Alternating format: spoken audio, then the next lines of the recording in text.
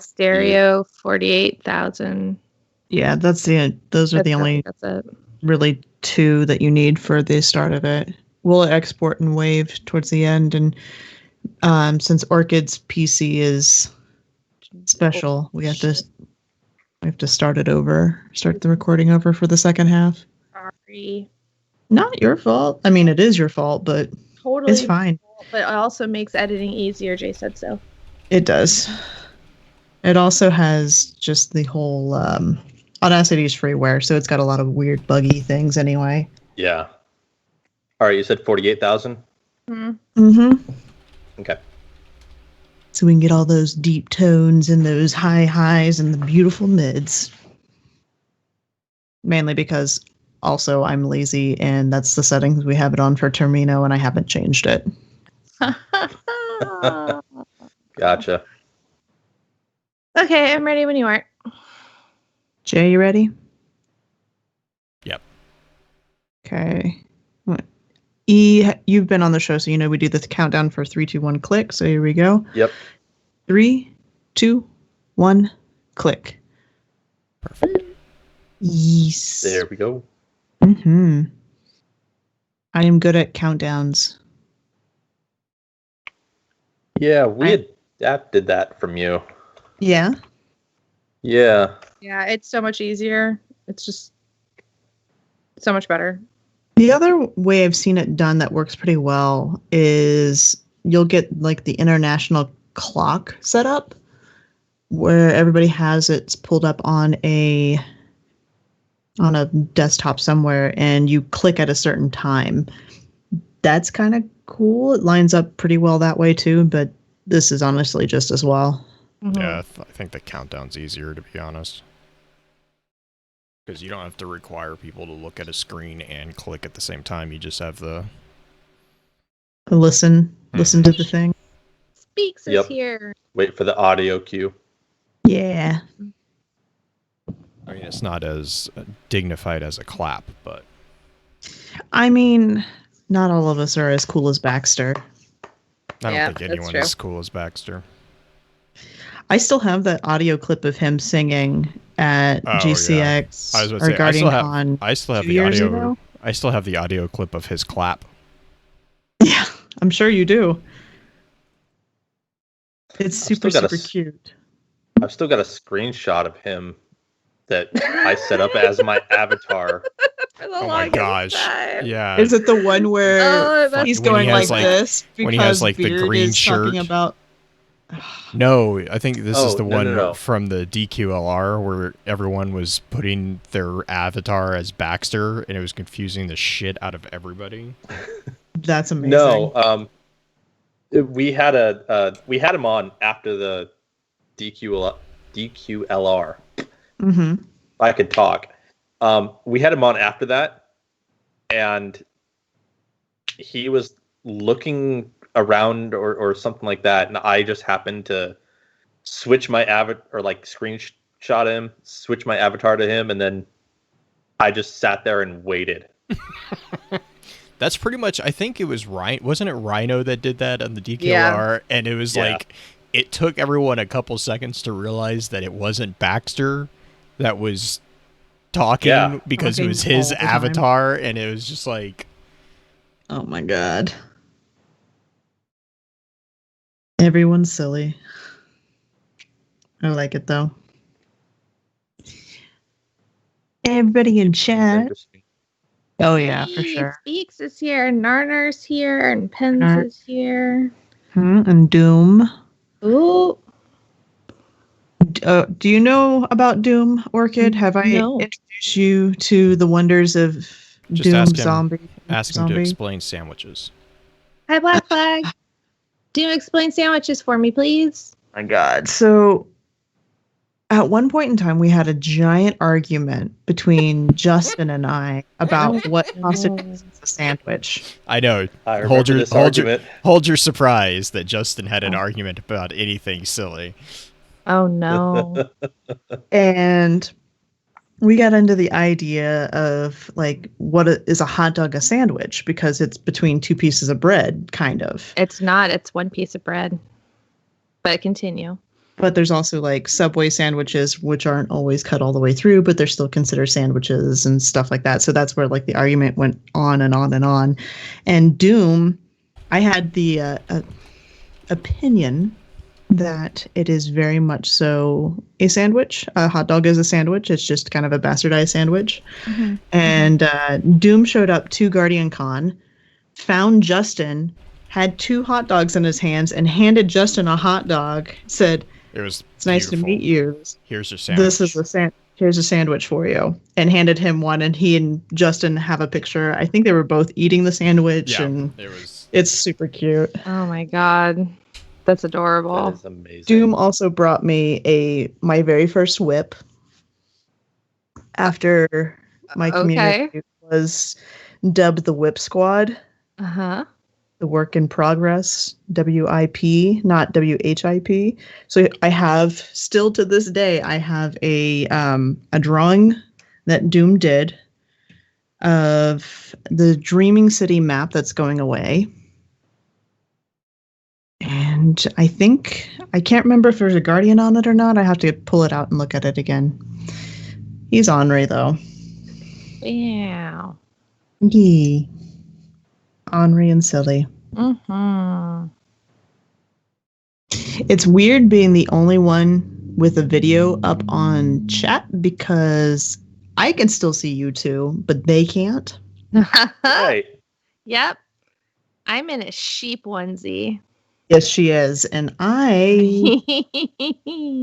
And I am not. No. You should be.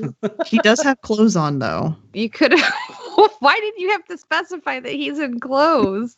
I mean... What kind of racket do you think we're running here? This is Guardians of Lore taking over FFC for a second time. This is true. Pens, go look at Twitter. I put a picture up.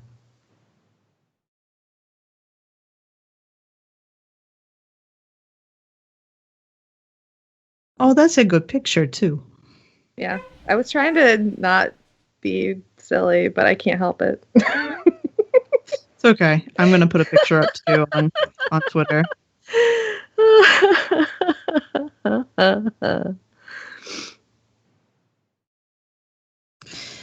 So guys who are in chat and are wondering why we aren't starting up just quite yet, Blue is getting his family settled. Family came into town and he was just going to go get them settled for a quick bit before we actually start the portion of the show, because I don't have the introduction, and if he's expecting me to do the introduction, I don't quite have it memorized. We could just look at a different episode. Well, it doesn't. Oh, Doom actually posted the link for you. Oh. On Twitter. Oh, thank you.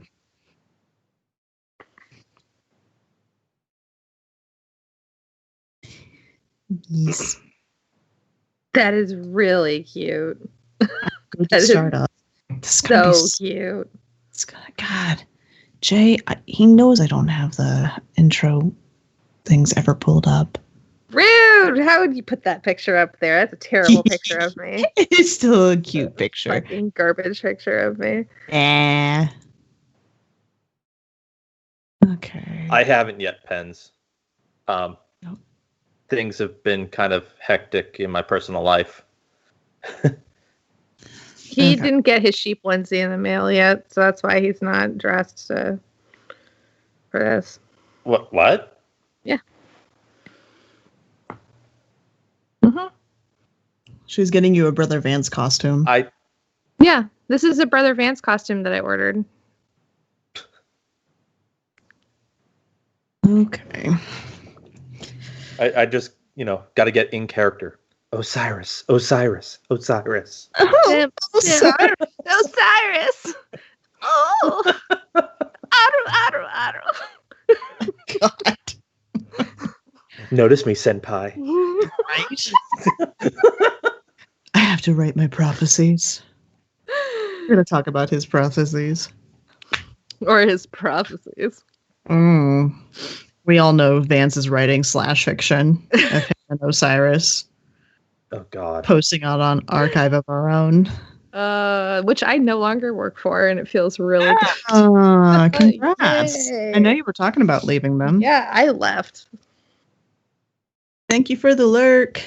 Yay! Chat, how's chat doing? Mhm. I miss chat sometimes. I think about how chat's doing when I'm at work. I'm like, man, I just did something that chat would find hilarious.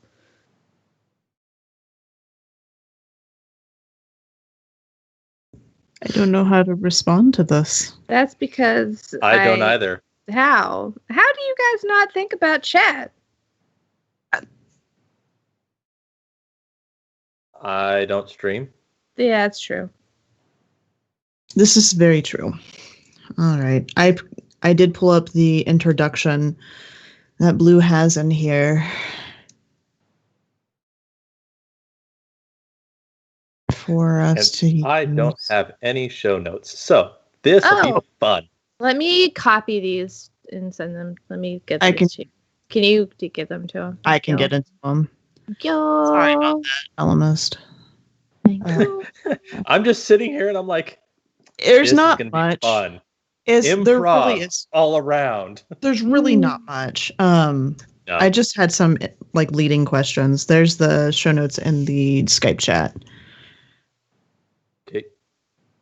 Thank you. You're welcome. Okay. Now that chat is a metaphorical person, does life feel more like a sitcom? Maybe. I don't know. Or does it feel like what was that movie with Jim Carrey where he was inside of the bubble? And it was a TV show. Truman Show. Yes. I haven't seen that one all the way through, but yeah. All Green needs to do is look to the east and see me over the horizon. That's no fucking shit. Doom is tall. Problem is that even if I tried to look to the horizon, Doom, I still probably wouldn't see you because I'm not tall enough to see over most things. Mm-hmm. It's the worst script. I thought it was funny. Yeah. I think some movies have done it better since then, but... Mm-hmm. It's true. All right. You guys ready? Yes. I'm never ready. Let's do this. Oh no. Am I gonna Okay, don't sneeze. Oh. Think about Abraham Lincoln. What? Achoo. That will make you not think about sneezing. Every time that you have to sneeze, if you think about Abraham Lincoln, you won't want to sneeze anymore. Do you have to sneeze anymore? No, because I'm confused. Exactly. Which is why it works. So confused. I have so many questions as to A, why that works, B, how. Somebody told me that years ago when I was like maybe a junior in high school, and I've never forgotten it, and it works a lot. But all right, sneezing under. Bless you. I kind of wanted you to say peak before sneezing. Okay, I'm good. Pikachu. Yeah. I got you. God damn it. Thank you, Fen. At least it's better than my grandmother. My grandmother says Russia when she sneezes. What? Russia. She says Russia. That's no clue. I have separate questions now. I mean, my family's technically from Russia years and years ago, but she's not from Russia. I mean, Pens, thank you so much. Yes. Thank you for being irresponsible with your money. And not telling Aaron. Definitely not telling Aaron. It's appreciated. Okay. All right, I'm ready now. Okay.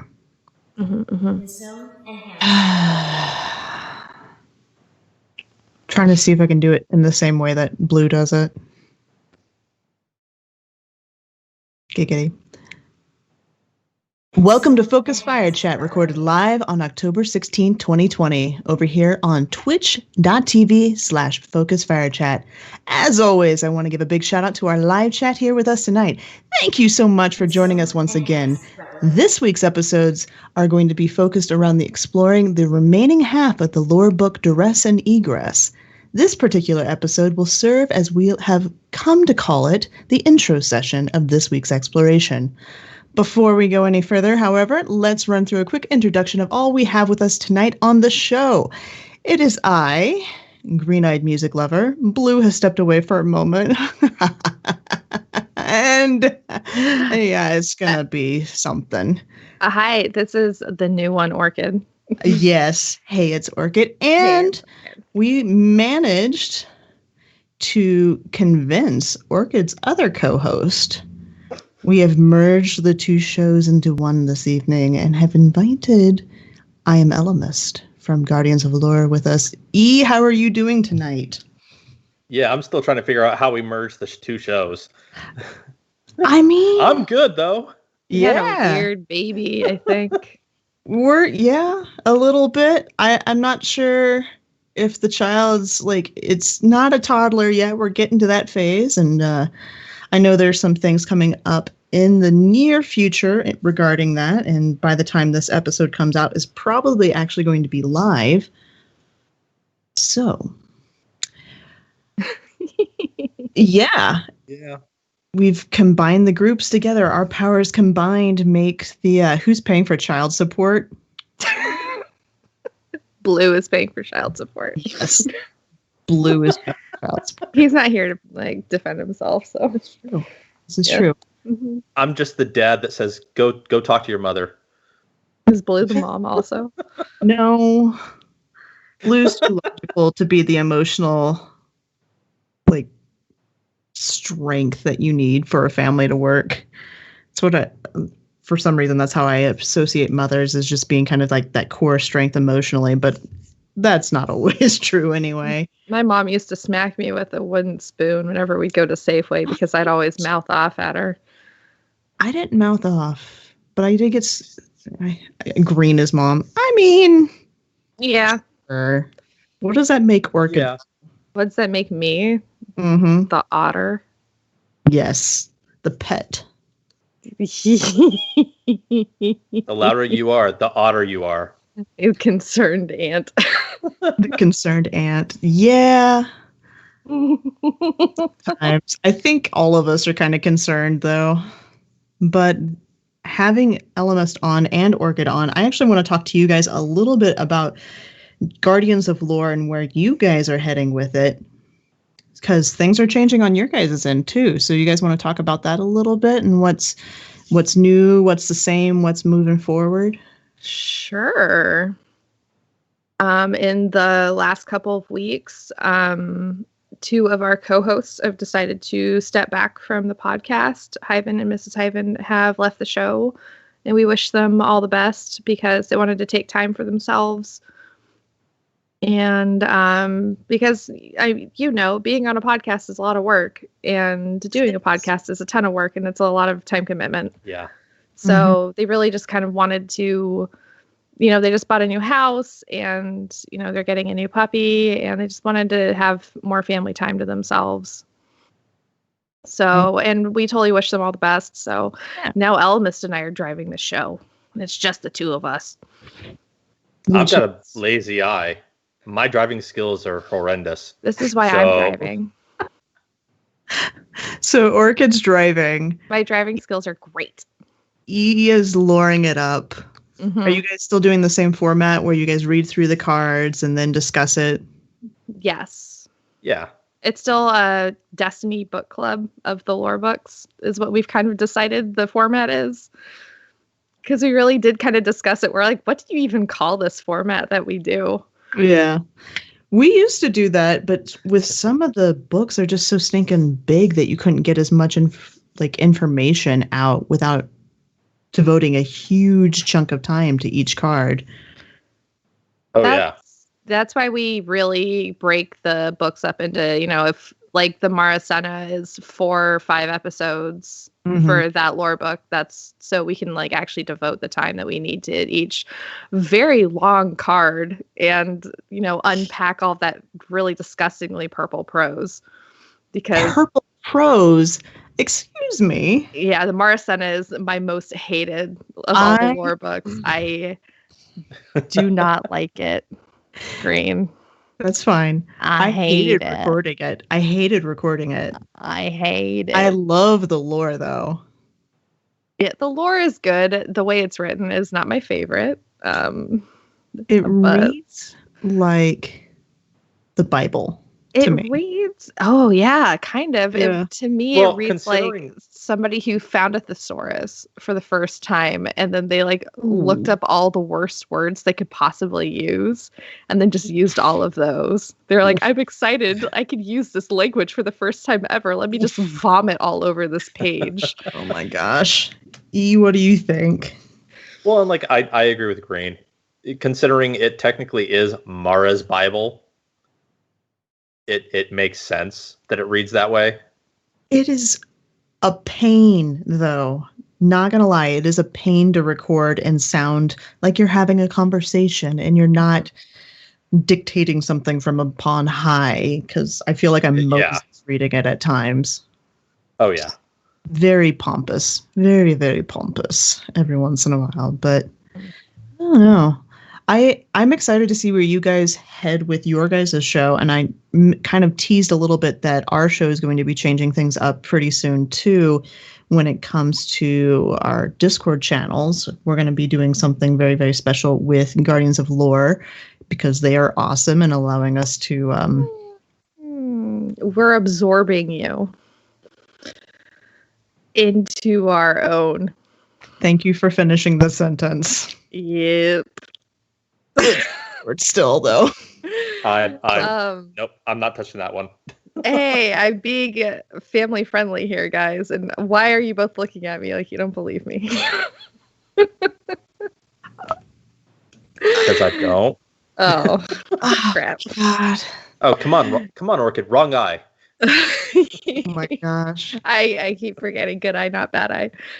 Exactly. So we're actually going to start merging our Discords. So everybody who's in Focus Fire chat, you can start saying goodbye to that Discord. Come over to our Discord. We're going to put them all together into one big happy mishmash family. Yep.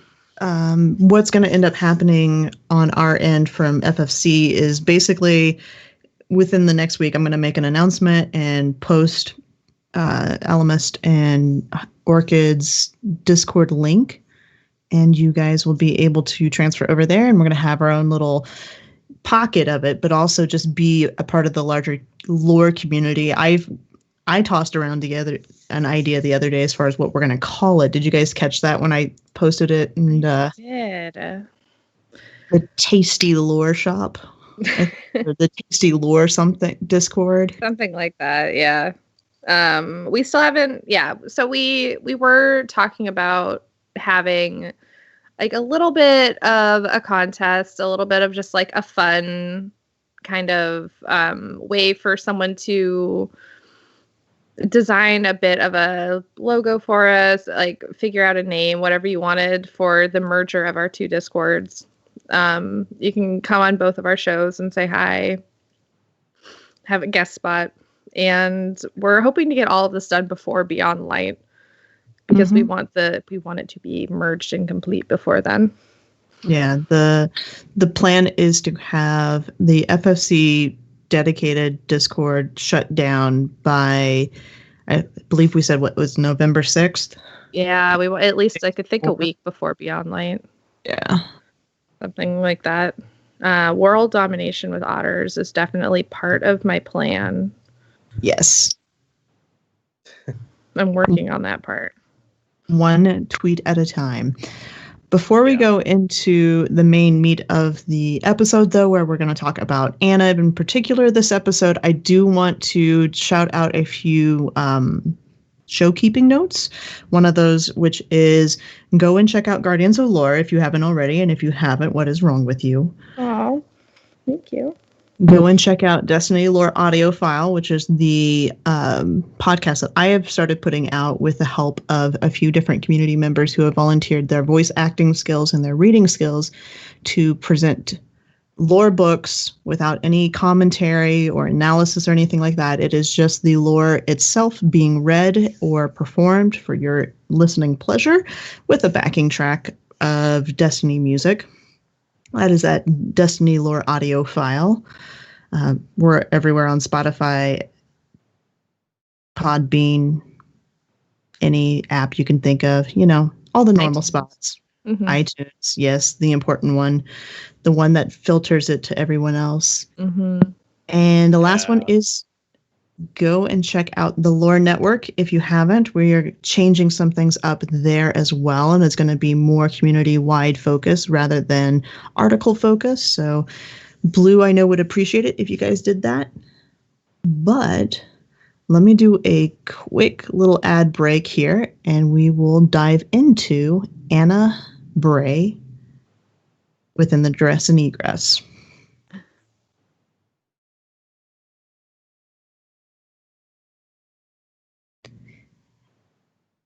And here's what I want to do. We're going to play Guardians of Lore style within this book because you guys have a good format for this book in particular. I'm watching Orchid that you guys can't see doing the YMCA in the background. I'm doing shapes.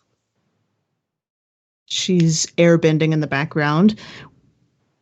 Would you like to read the first book or the first entry, Orchid? Unafraid? Sure. I would love to.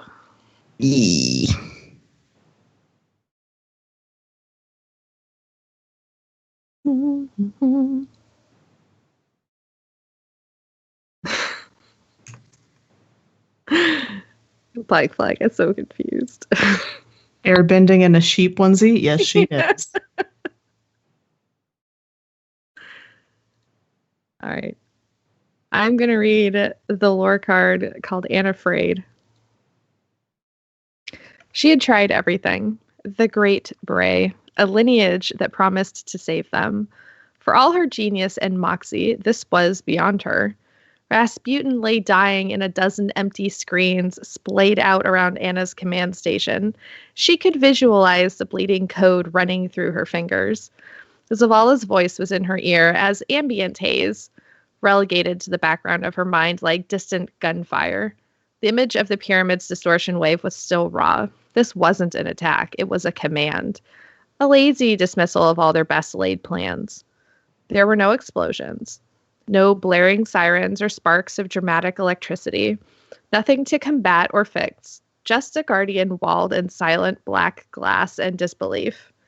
She had been so sure. Anna's eyes tracked Jinju as the ghost sped from console to console, attaching strings of light to each. They slowed her as she went, buried under some load. Anna, Jinju's voice strained under crushing distortion. I think I've got him. Most of him, but not for long. The words cut through the distant gunfire. What? Anna asked. Her voice came softly at first, unsure what form to take as the information processed. What? Jinju groaned and whispered as exasperated. Pillory and Graham. It's not ready. Anna, now. He'll go insane. I can't. The light tethers attached to Jinju began to pop one by one. It's this or nothing. The prospect sent Anna tearing across the room. She belted a command into the air, and a floor safe opened in response. Anna snatched the dodecahedron enclosure from the safe and braced it in front of Jinju. Jinju, do it. The ghost shell reformed to forge a directing structure before her core erupted with light and data. A stream of pure information beamed into the engram, filling it with spiral wisps of light. Did you? As much as I could. Outside the windows, bolts of atmospheric friction dragged frames through the sky as warsats plummeted from low Earth defensive positions. Their impacts were distant. There's a few different things in here that I've always wanted to ask other people, and I just kind of kept it to myself. One of those things being, if this is not an attack, it is an attack in some ways from the pyramid, right? Like this whole card is describing what's happening to Rasputin, but Anna says it's executed as a command since Rasputin is computerized data, essentially. Mm-hmm. What did the pyramids, how did the pyramid have enough knowledge or understanding of computer processes to send out an attack like this? That is, are they scattering Rasputin? How do you think it's actually attacking him? I think Elamist might know that better than myself. What do you think? Honestly, I don't know. I mean, we know he got shut down when the pyramids first showed up. Mm-hmm. And considering how large Rasputin is, it would take some tremendous amount of either like. Honestly, because a lot of his code was left intact, I don't think it was anything dealing with like magnetism. But for all I know, they might have just overloaded his power core. And that's interesting.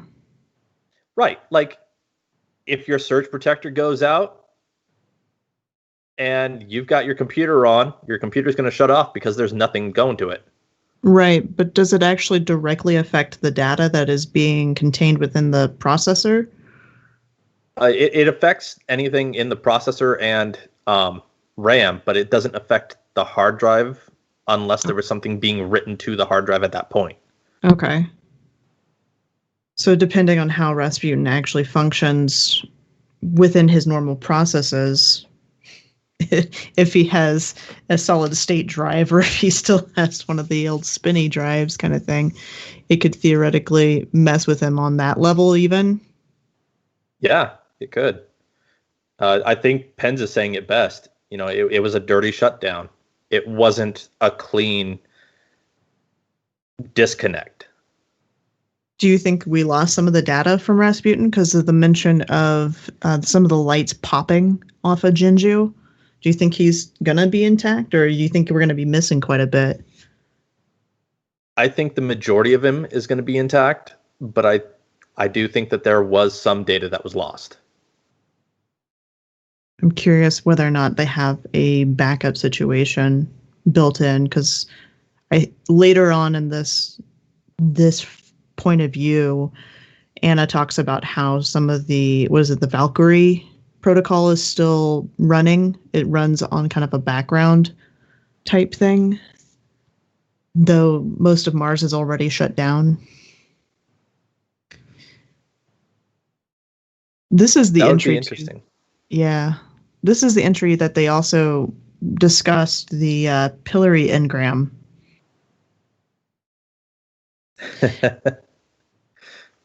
All I'm thinking is we've got the name for what our bright engram is going to be next season now. Do we think it's going to be a pillory engram though? I have no idea. I mean, I thought maybe the pillory engram was just the special orange engram that we saw in that cutscene that she had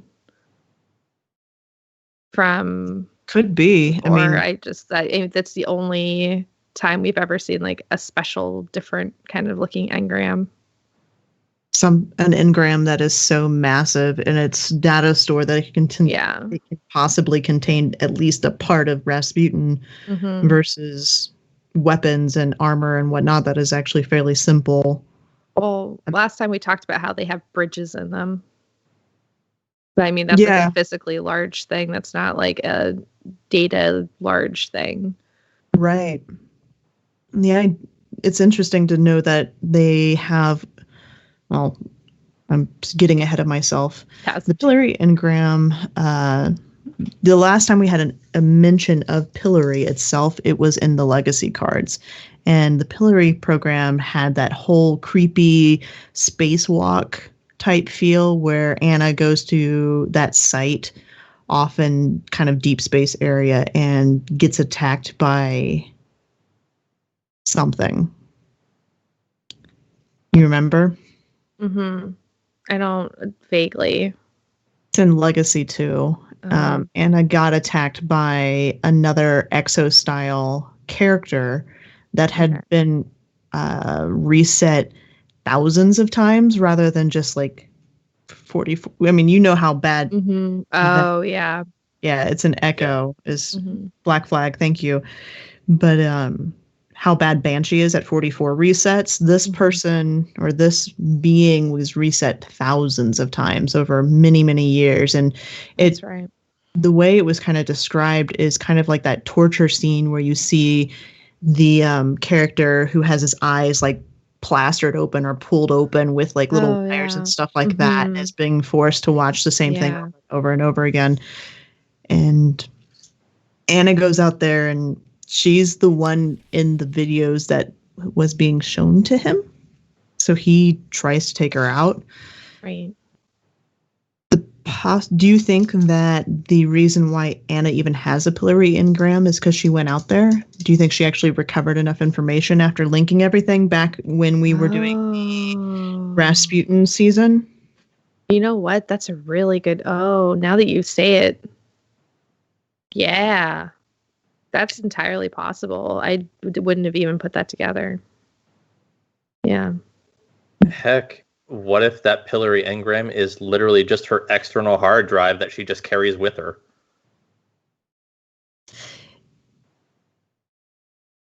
Possibly. I mean, Anna has been holding out on us this whole time and has this massive engram with her.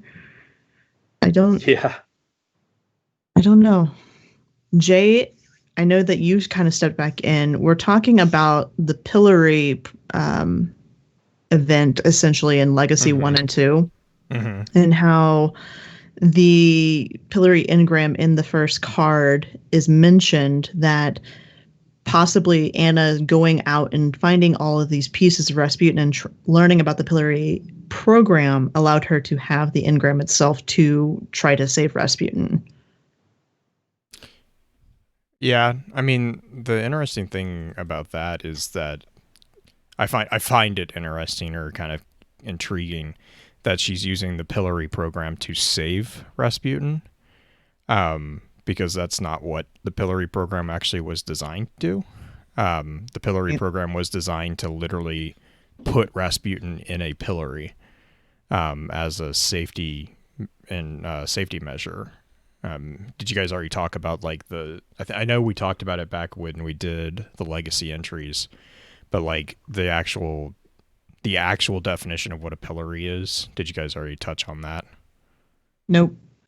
So like a pillory is the everyone. I mean, I think this is kind of what we explained within the legacy episode. I was looking for my notes real quick. I couldn't find them, but a pillory is basically the stocks that like in those medieval movies that you always see where they have them, like they would put them in the stock yard, or not the stock yard, but they put them in the stocks, to hang them, or not hang them, but put them in the central square, and they'd have like this piece of wood that they put their head and their hands in. And I know like like audio listeners probably have no idea what I'm doing, but people in the live stream will see it. But like it's literally a board that has three holes. It's got a big hole for your head and then two holes for your hands, and they'd literally put you in the pillory, and they stockade. Yeah, it's a stockade basically, and they would they would say you'd be there for like how X amount of days or whatever. And what it was it would allow the general population to come by and often like ridicule you or in some way debase you. That was often times when you'd see people like throw rotten food at people and other things. And like in really basic movies, I think Pins might have just put Pins just put a good link to it. It was like one of the most effective forms of medieval punishment, and it didn't do like it wasn't like it didn't require you to die, which was that was nice. it allowed you to basically be punished and be ridiculed, and then after you were done, that was basically your penance, was you had to stand there for whatever time. But the thing is like when you're in the actual pillory, if you look at this type of, and I mean, you can Google search pillory or stockade, but if you look at it, the way that you're actually held in it, you are completely helpless, like completely helpless. And that's where the concept of the pillory within the exo science program was that it basically, if Rasputin ever stepped out of line, the concept was, okay, well, we were going to basically slice and dice him into these different, I think there was 13 different pillory stations, if I remember correctly off the top of my head. Yes. And then that was going to be basically how they then quarantined. Because then if you remember back from the legacy entries, there's a call out that they're one-way communications. So the reason why is within the network setup is that information could be sent to these stations, but there was no way for the information to then be sent back. So once it gets sent to the pillory station, it is then isolated and quarantined within that station until someone from a Clovis Bray or until someone from the exoscience, departments with enough authority basically came and did what I think, and I almost have a thought, I have a kind of a headcanon there that is actually where the pillory engrams come in, is because this might have been a way to reintegrate the aspects of the pillory stations with one another. Is you would take these engrams, because we know that again, Clovis Bray was also the inventor of these engrams and the engram technology. So it could have been that this is the actual in-game resolution for the pillory program. It's like he said, it's Anna's thumbstick. Yeah, to be fair, that is what engrams are, basically. I mean, they aren't, because Glimmer is literally programmable matter, but like that's how in my head I kind of always have pictured engrams, is that literally it's a set of Glimmer with particular data encoded in it. I mean, we talked about that last episode, right, with Sloan and the engram with the bridge. It's literally, and that's why the just blanked, the cryptarchs. Gosh, there you go. There's the word I'm looking for. That's why cryptarchy is actually a thing, is because their entire process is decoding the actual program language of the different engrams. That's where in game we have an explanation of the difference between common, uncommon, rare, legendary, and exotic. That's why we can decode blue engrams on the field, but we cannot decode exotic engrams. Like if this is sometimes we can. Yeah, I was gonna say Sometimes this was a bigger thing in D1, I feel, than it is in D2, because like in D1 you would get legendary or exotic engrams and you had to go to a cryptarch to decode them. Like you were not able to decode those on your own.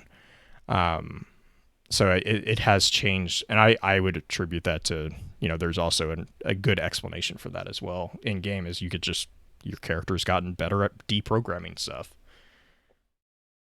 Ghost is useful.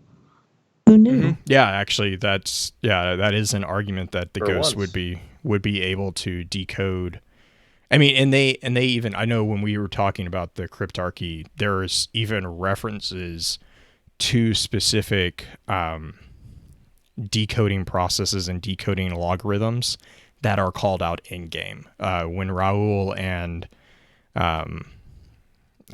dead man that I can't remember the name of, Ives, when they were kind of like having their little chess game back and forth, they mentioned one of the cryptologists who was responsible for cracking the code of the ancient Greeks, and like that I can't remember his name, but it was some really weird French name, but like he has an actual logarithm named after him that we use in reality to translate languages.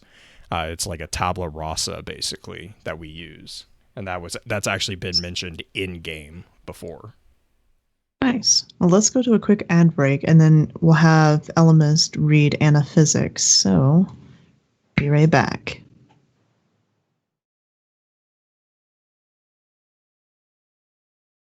All right, Elemist. You have Anaphysics. Do you have a decent Zavala voice for us? I can try. Yes. Zavala set down 2 glasses. He watched Anna's face as he poured velvet-looking liquor and filled them. Her eyes were focused on the grains of his desk, how, to the unobservant, they would fade away into the greater canvas of wood, indistinguishable from each other. The traveler hung behind him, buried in a darkening cloud, a part of and apart from the sky. I can't believe we lost, she said. We are not lost. Zavala pushed a glass toward Anna. I froze. We still don't even know if we saved anything, she said. It's not so easy to act in the face of defeat. The prospect of a future is something we have to keep in mind. Anna glared at Zavala. Nothing we do is supposed to be easy. Isn't that the point? This was a stress test, and I buckled. Faith, Anna. You reminded me that we wrap ourselves in the doubt of past failures. Without you, the city would be ash and rubble, more than once. Anna scooped the glass into her hand. She smelled the liquor, winced, and placed it back on the table. You believed in me. Rasputin was my job. Yes, and he still is. A job for the future. Zavala said, and sipped his drink. Now we have a new job. Egress needs our support. Tell me everything isn't over. When Cade passed, I saw the fracturing of the Vanguard as a path toward inevitable failure. Still, it has proved impossible to fill his seat. I believed I would be too weak to lead without the balance added by his unique perspective.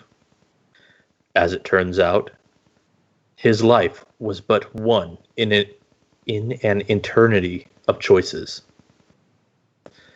Zavala, I don't want... Relax. I'm not offering you the job. Unless you killed Cade, and we've had the wrong man this whole time. If I did, would you forgive me? I'd understand, he said and smiled. Ikora told me back then that an object in motion stays in motion. I've always admired the phrase, but I must admit, it can be difficult to adhere to. Anna shook her head. That's just physics. A fundamental aspect of life. He watched Anna's mood lighten as she considered the words.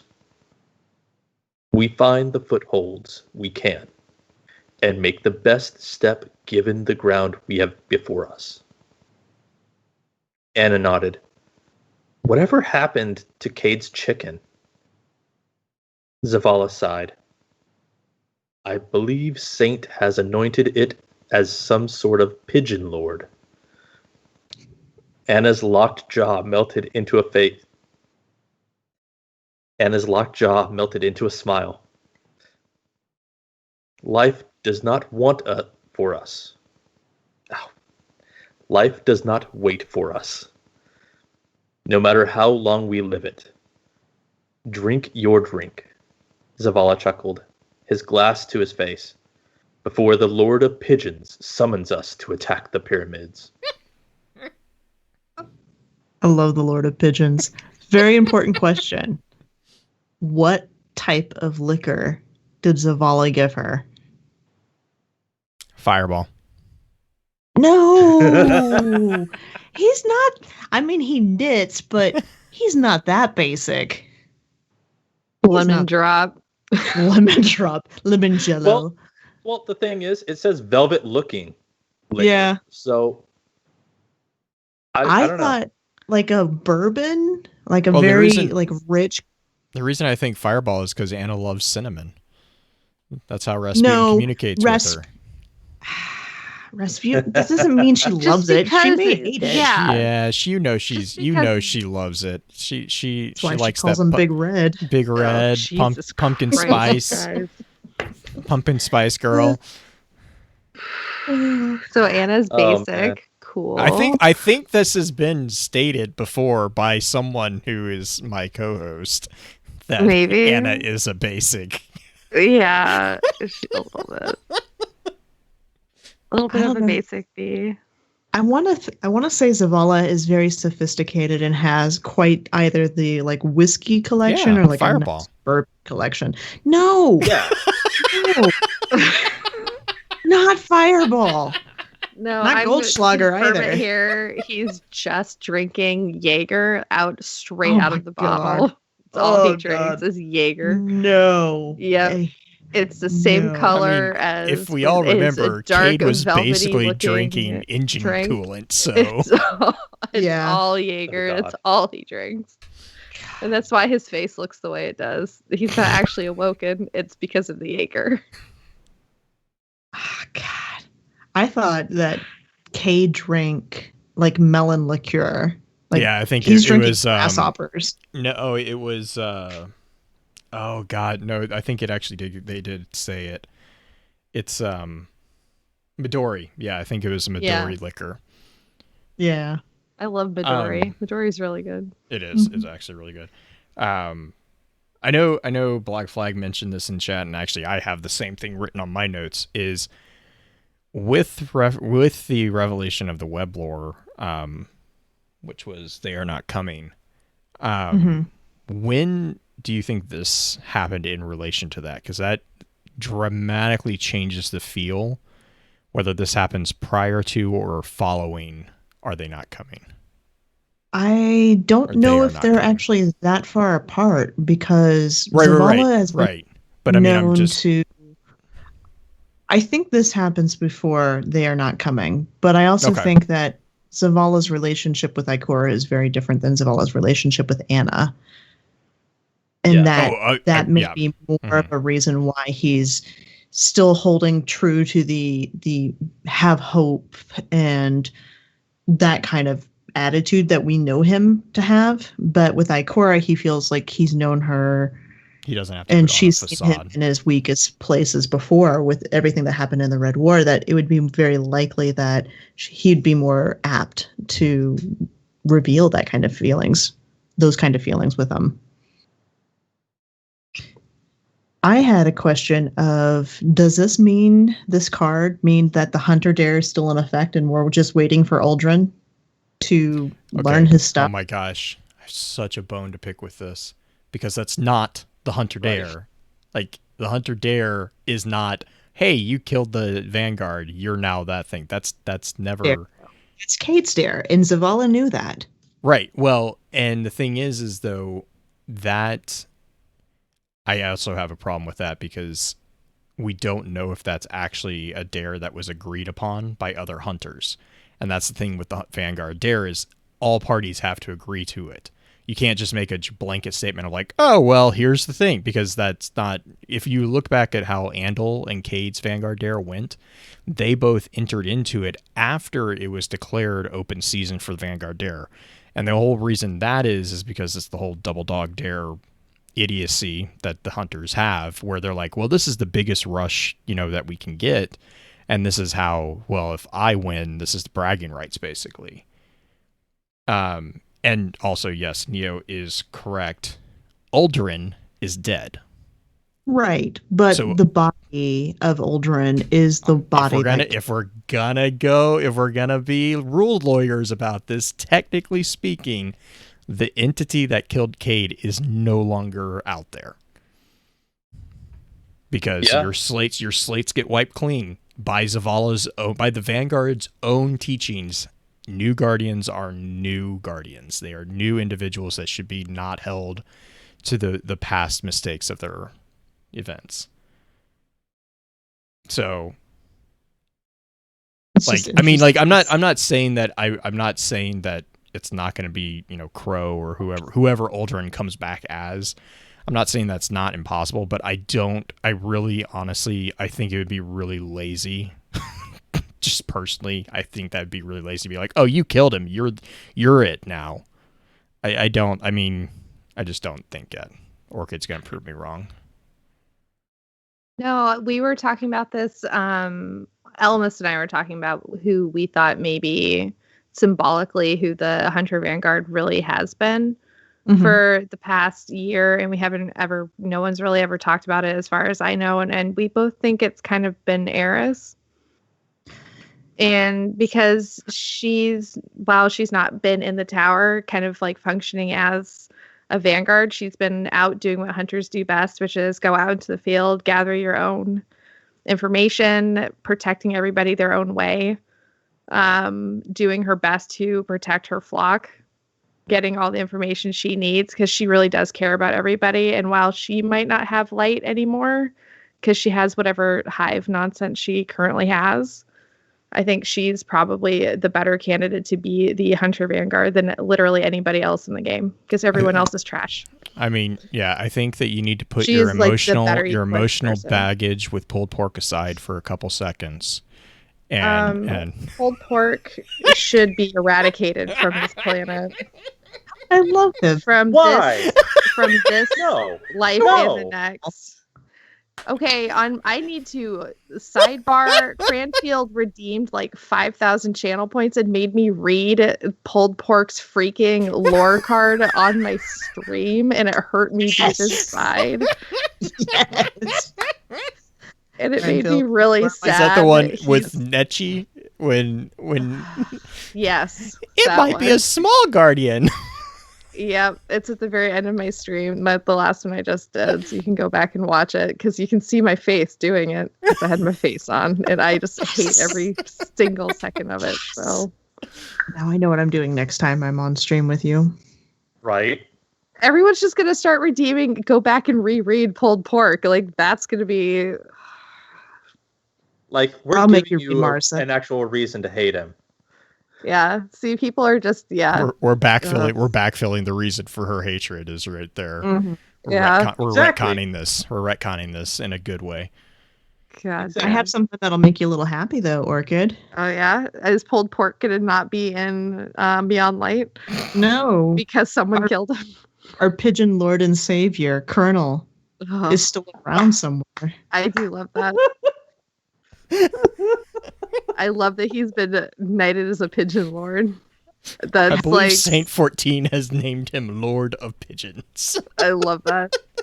I want him to have a tiny little Saint 14 helmet and like strut around the loading bay of him just like with like a little like. Have you seen Jake Myler's chicken hunter? Yes. No. Oh my gosh. So Jake did a lot of animal-themed Guardians, part of it for like ASPCA and just like relief and stuff like that. But he did one of Colonel as a hunter with kind of like a Cade theme to it.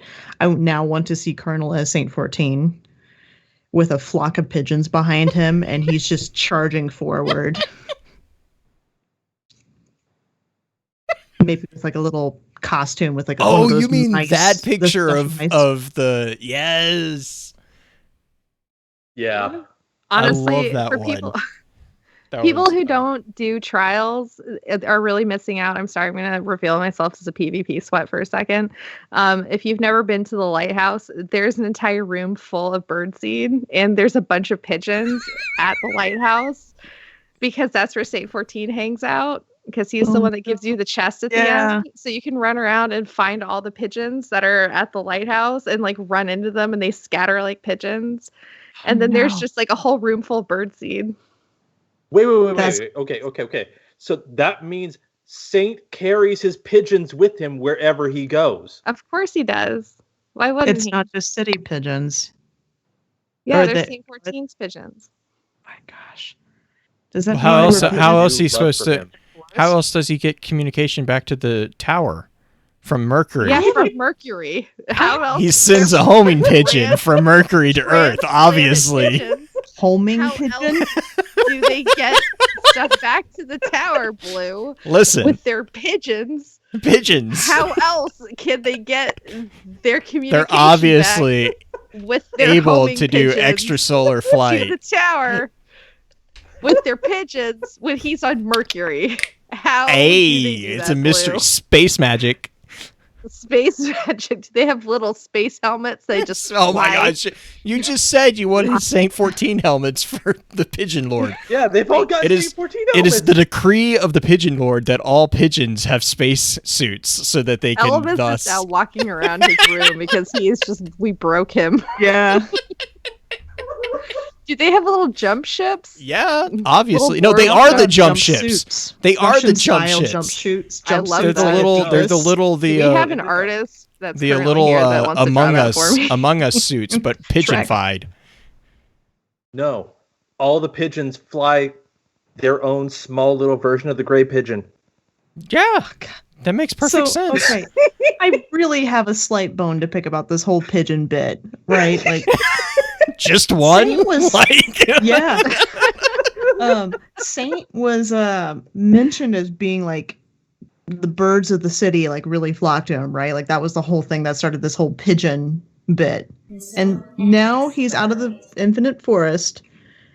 He has new pigeons. Does he have like something wrong with him where pigeons are just attracted to him? Like, is he like got this mechanical, electrical thing that's going out all the time and they're just flocking no, to pigeons. him? Pigeons are freaking rats. If they know that you're gonna feed them, they just like flock to you. Like, He just keeps pockets of birdseed. yeah, I mean, well, it's not even pockets because if you remember from the lore, they actually poured seed into his exo frame because that's what he would Exactly. walk. He would Full walk of around. birdseed. He is full of birdseed. Like he is the Oh God. He is the he's straw man. scarecrow The scarecrow, from yeah. Wizard of Oz. But Yes. instead of straw, it's birdseed. Oh my God. Guys, If we put him in only the I had a microwave for a couple brain. minutes, we can lay him on our stomachs when we have cramps. He is a walking bird feeder.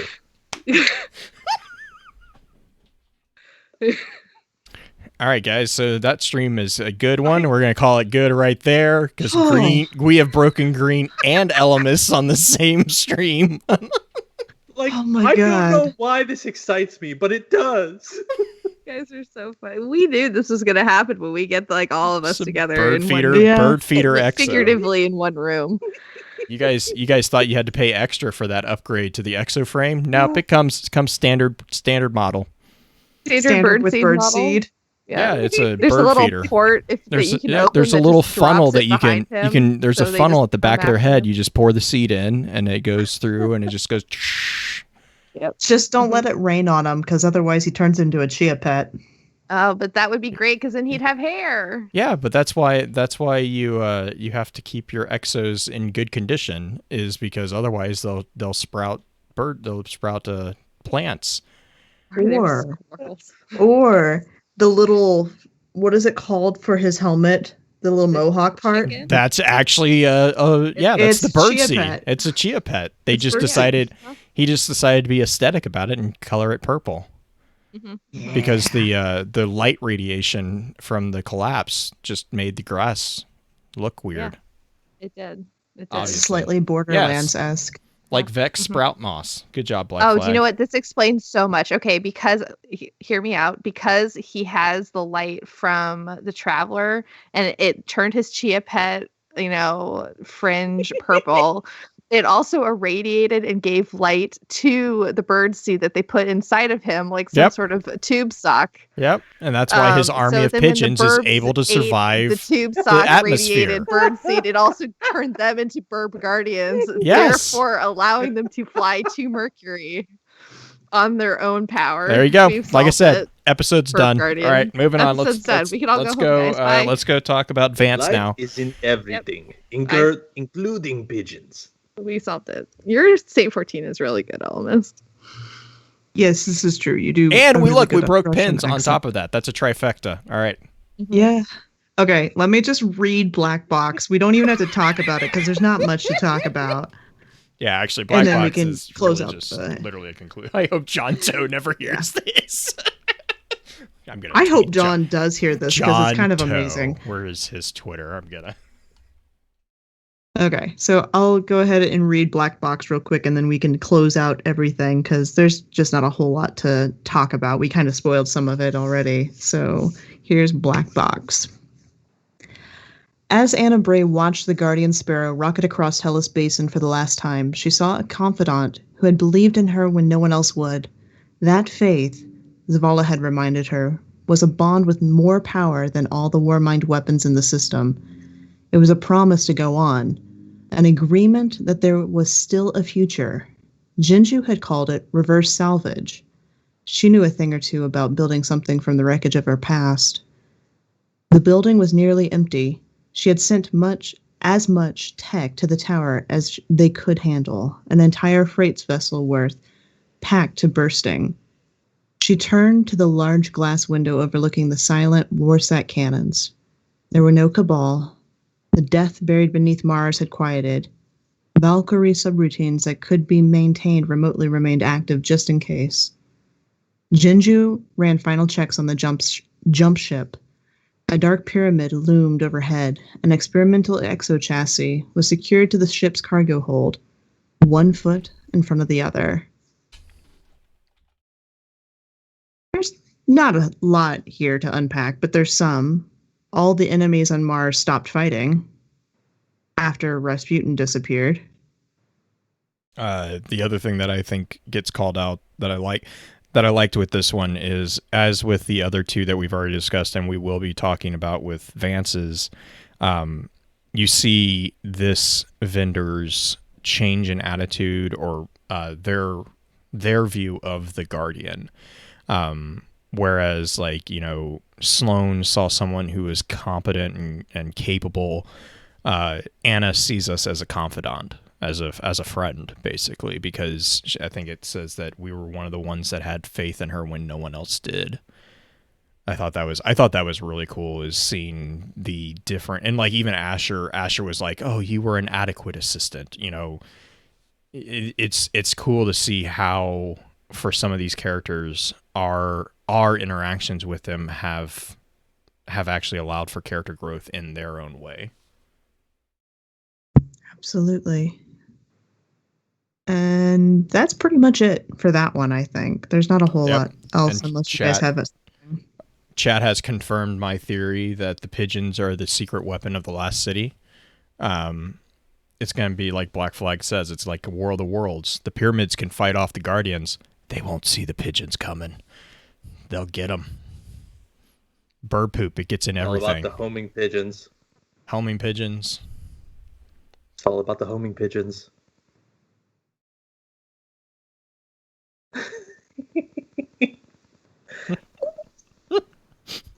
You fight like a caged animal. Like, just imagine him with like an army of pigeons. You fight like a caged animal. And we've broken Orchid now too. So anyways, let's wrap it up. We've got them all. Gotta break them all. Shout outs. Any shout outs from Orchid or Elemist? No. Thank you for having us. Why am I saying that? I'm here now. I live here. It's habit. Habit is like, I'm allowed to be here. I'm allowed to be. You guys did this to yourselves. E? Shout out to you guys for allowing this. This was fun. Like I was calm, I was ready, and then I got to the part where I read about the Pigeon Lord, and I'm like, it's all over. Yep, it's all over. Like that's where I started screwing up. Yep. Yeah. I saw you, and I'm like, oh no, can't edit this episode. It's live. Great. It's gonna be great. I love the live readings though, because you just get those moments in lore where it just shocks you. And it just causes you to trip over yourself a little bit. And I think the Pigeon Lord, it's shocking no matter how many times you read the card. Exactly. Because, like, I've read that card, like, 3 other times. Yep. Oh. My shout out actually goes to you, LMS, for putting up with Blue and I. because you've gotten kind of a mega dose of the two of us recently. And so shout out goes to Orchid, deals with us all the time. Shout out to you for dealing with us and learning how to function in our crazy side of the podcast world. I don't know. Our crazy side of the... I apologize for nothing. Welcome to behind the scenes focused fire chat, almost. That happens later when we see. the after dark. Oh, those are those text messages I see. See, Green, you're easy to deal with. Blue is doing all documentation, so I'm just like, all right. If you need something, I'll answer. I'll be here. Nice. You guys are just sending each other like supernatural gifts. Which I don't even... Yeah. Isn't that how you're supposed to communicate with people? That's like literally what you're doing. You're just sending each other supernatural gifts. Like, I sat there. The most beautiful gift was Cass sitting there with awkward silence under him. And that one lasted for like 4 hours. The longer it went on that there was no response, the funnier it was to me. Green is just like, I'm done. Can I leave this chat room now?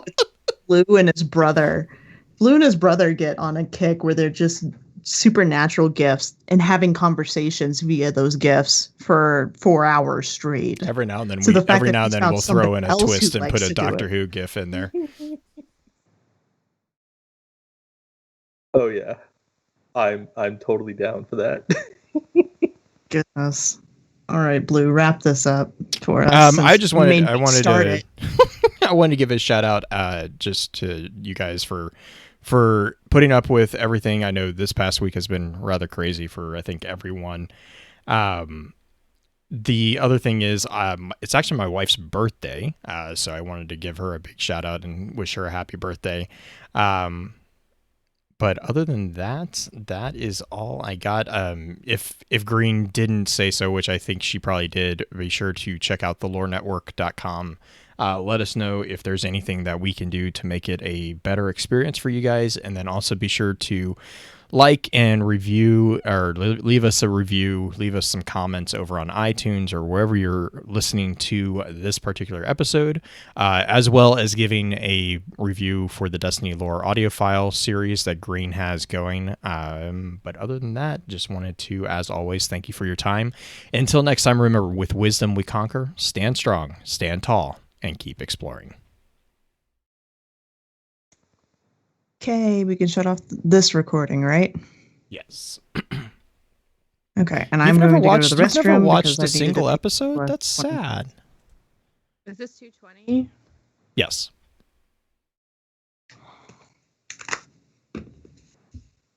Well, but like, to be fair, the episode that she saw was it was where they introduced Reapers in season 1. Oh shit! Yeah, that's not a good one. Like, well, I mean, it's a good one, but that's not a good one to start with. Well, I yeah, was very confused. I still think that the musical episodes are by far some of the best ones ever. Because, making Sam and Dean do an STD commercial is just amazing. Yeah, it was awesome. What? Who was that? That was Gabriel, wasn't it? Yep, it was season 5. 5, yeah. It was the joke, one of the 2 joke episodes in season 5. They turned Sam into the car. Dean, what are you doing back there? He closes the hood. Ow. Ow.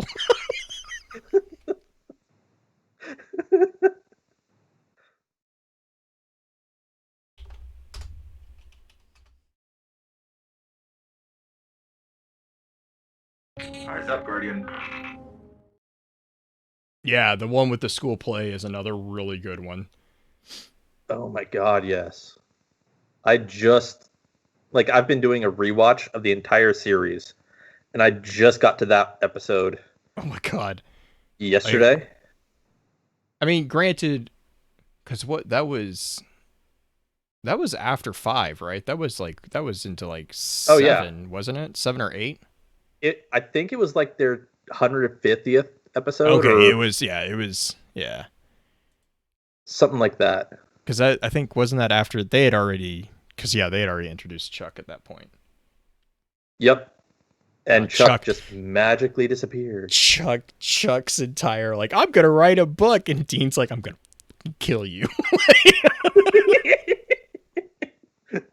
Fun story, Cobra Kid. Buffy, if I ever wanted to do a lore episode on Buffy, my wife would actually be pretty good at it. Shit. The one where Dean becomes scared of everything.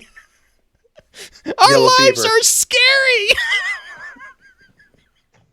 But like, what truly makes that episode is the blooper at the end. Eye of the Tiger. Where he's playing his leg. Yes. That is like, oh. Yeah, because that was was the Eye of the Tiger, that was from the Groundhog episode, wasn't it? That was the Tuesday where No. because the Tuesday one was the one where they kept Right. that was season 3. Wasn't it Dean that kept getting killed? Dean was it kept Dean getting or killed like yeah 100 times.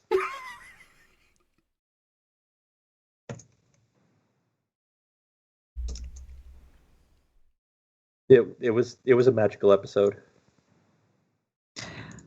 Is Supernatural kind of like that Buffy format though, where it's the monster of the week type thing, or is there it's gone through a really big metamorphosis. Like the first 5 seasons were really cohesively, yes, because that was when Kripke was writing it, and there's a huge debate over that, but like basically Kripke was in charge of the first 5 seasons, and like the first season really is he was inspired, like he is a huge fan of the B horror movies and Monster of the Week stuff, and there's a behind the scenes interview with him where he basically lays out that is exactly what he was doing.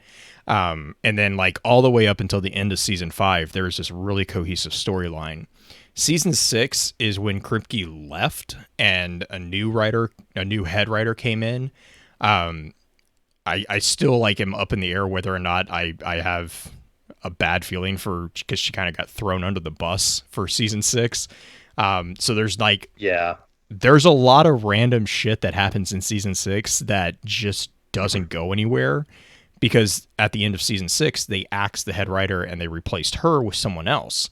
So then they restarted and I think it was like, I think season 7 to the current season has all been a cohesive, well, air quote, cohesive storyline, because I think the writers have been largely consistent.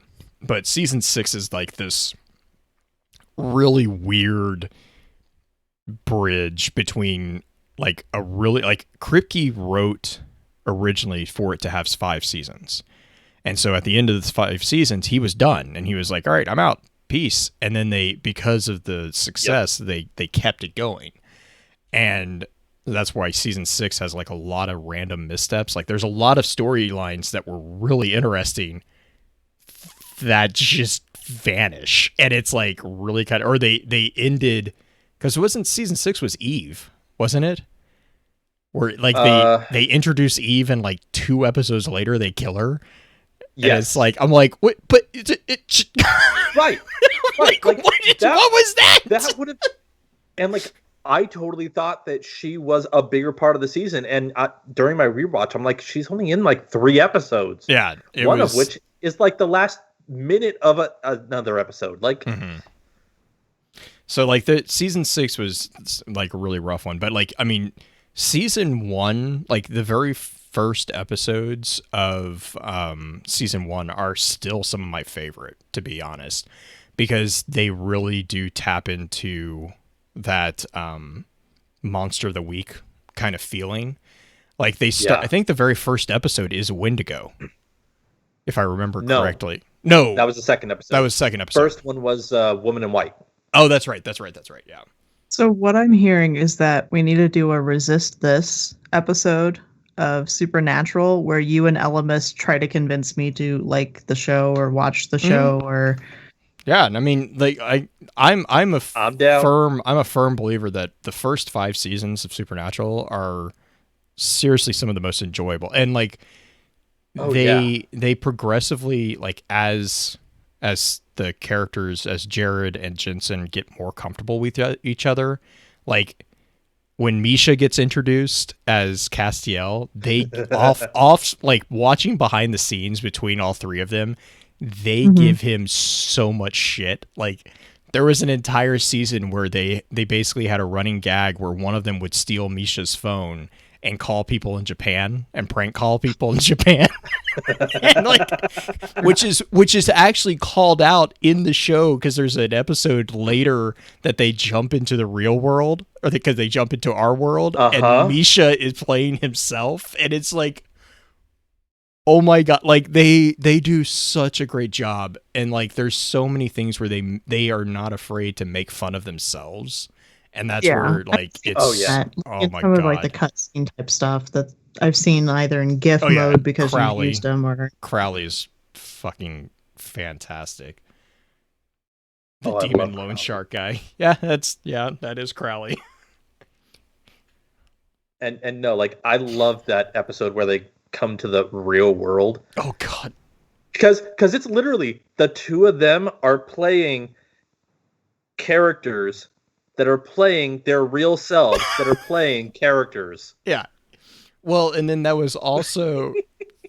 Oh, yeah. There's something really funny about that, Cobra. I'm gonna come back to it, but the reality episode is also one where you if you remember, in reality, Jensen and Jared were going through a fight at that time, and so it was actually the episode that it was one of the first episodes that they were actually back together as friends. They were actually able to be okay with each other. So they were Yeah. making fun of the entire thing about them fighting in real life on the Like show. It was, it was just way too meta. but yes, the other funny thing is the Ghost Facers. If you remember, Ghost Facers are the only people in the entire show that have survived, which is beyond me. Yeah. They have not died. Like, they are the only people in that entire show that haven't been killed. Oh my god. Like the Ghostface, everyone makes fun of them, but they actually are the only ones who've survived the entire time. Oh my god, you're right. Someone pointed that out to me the other day, and I was like, oh shit. Like, I never even thought about that. But yeah, Right. The Ghostfacers are legit the only ones who haven't died. Oh yeah, no, like when you first meet the Ghostfacers, they're a fucking joke. But then, like, yeah. Oh well, yeah. that's because DBZ characters are essentially superheroes, Dino. Oh, Sam and Dean have more than 5 deaths. Dean alone has a couple thousand. Dean's up in the 100 at least. Like, Is he just like Kenny? Like, I don't understand that. well, okay, so Okay, so there was an episode there's where multiple explanations for this. so there was an episode in the third season where the trickster was trying to teach Sam a lesson. So he got him stuck in a time loop. Oh no. It was Oh, Tuesday yeah. every day It was for 100 Hot days, day. Yeah. and the day would reset whenever Dean died. Hi, Saul. Oh god, Scooby-Doo wholesome. the no. Scooby-Doo episode where Dean is chasing the after Scooby-Doo episode Velma. was amazing. Dean is Right? trying to get Velma alone the Jeez. entire time. Right? Or well, no, it was was it It Daphne? was Daphne. It was Daphne. But then that's right. But then, wasn't it like Sam realized that Velma was kind of freaky? Yeah. Who He doesn't choked- realize that Thelma is he freaky? choked on Like, bacon.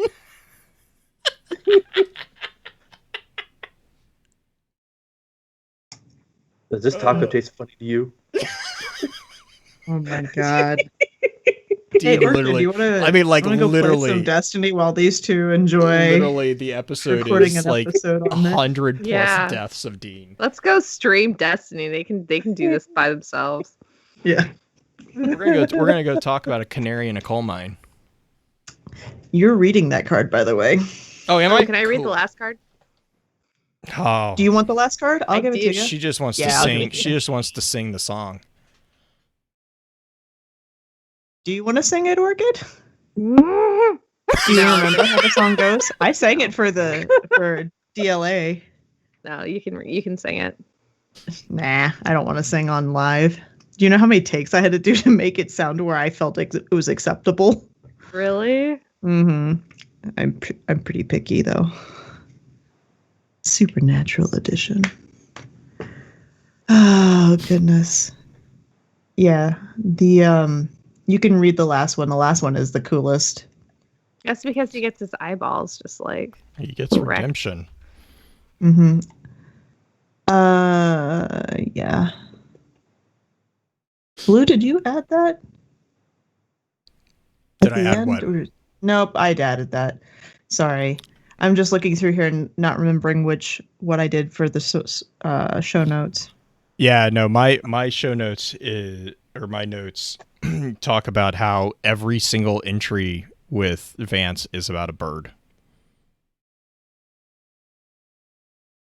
But did not pigeon. Not pigeons, No. no. They're all I saw songbirds. one about They're a all bird. song. Passeri is a suborder of birds that includes all songbirds. Passeri is a Italian word for like a song type thing Mhm. too. Yeah, it's because the suborder of birds. It's also referred to as the oscine, and it's basically translated as a bird with a melodious song or call.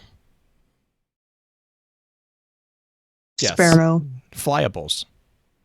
Passeri means sparrow in Italian.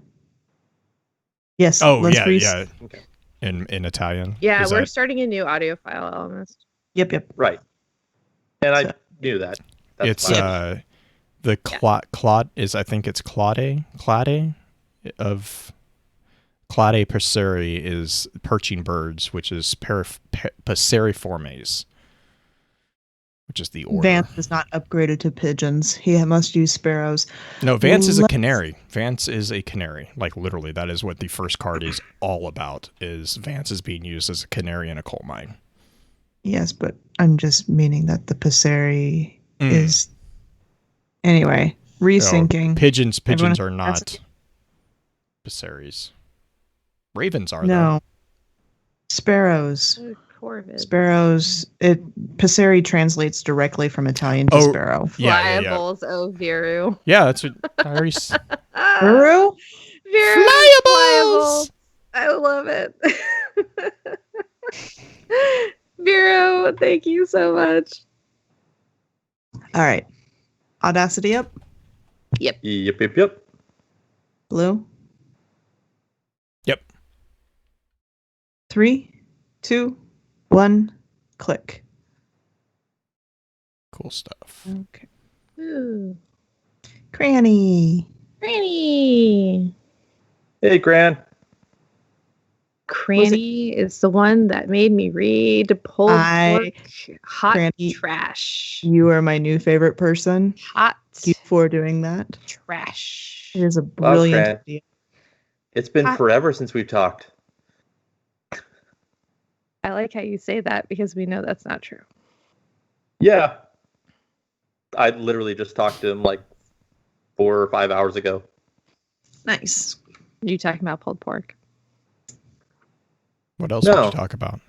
Barbecue. Because you weren't in the party, Orchid. Ugh. He changed his picture on Discord to pulled pork too. I hate it. I have a newfound love for you, Gran. Such a troll. It's a personal troll. Says another troll. I embrace the troll life. I represent that comment. I represent the lollipop girl. The lollipop girl. Oh God, that The movie. lollipop girl. Do you have any idea what it's like to grow up in Kansas? Did you have a lollipop guild? Oh my fucking god. This whole Wizard of Oz, going to college, everyone asked about Wizard of Oz because where I grew up was like 20 minutes from a location that had the original house for Wizard of Oz that was used in the movies. And so everyone was like, Was that oh my before or God. after it got picked up? That's exactly the first fucking question all of them asked, Jay. Well, was it? Asshole. Yeah, Before or after? we'll say after. There's Can you legs. There are legs underneath the house as part of the museum. I mean, is it a witch's legs? Did they just take somebody and call them a witch? I mean, there's a put lot them- of witches out there. Oh no. Was her name Karen? Oh, Is the God. Wicked Witch of the No, West name Jenny. actually Karen? No, it's- Elphaba. Yeah, I was about to say, wasn't that Elphaba? Mm-hmm. Yeah. Do you know alphabet in Latin actually means Karen? You sure it doesn't mean Becky? I'm pretty For certain. a it's not. moment, I was gonna Google that. You're like, wait, hang on. Rollables. For a moment, I was like, no, that's not true. I'll find out. Wait. Lullables. Trollables, Cobra. Focus, people. Black Flag's now getting onto us. When Black Yeah. Flag gets onto us, Come on. God damn it, Black Focus. Flag. Focus. Focus. This side, not this side. Focus. Black Flag, let us have fun. Jeez. God. You're just such a Yeah, mom. you want to talk about crazy stories? Look at the behind the scenes for Wizard of Oz. Like all the Wasn't everything like haunted? well, that's like all the urban legends that were going on with that entire set and all that nonsense. Mhm. Have fun Like- afterward. Okay, Focusables. we'll have fun Like a after. month- Focusables. Yeah. Pretty sure you can get that in pill form. Anyways, let's all right.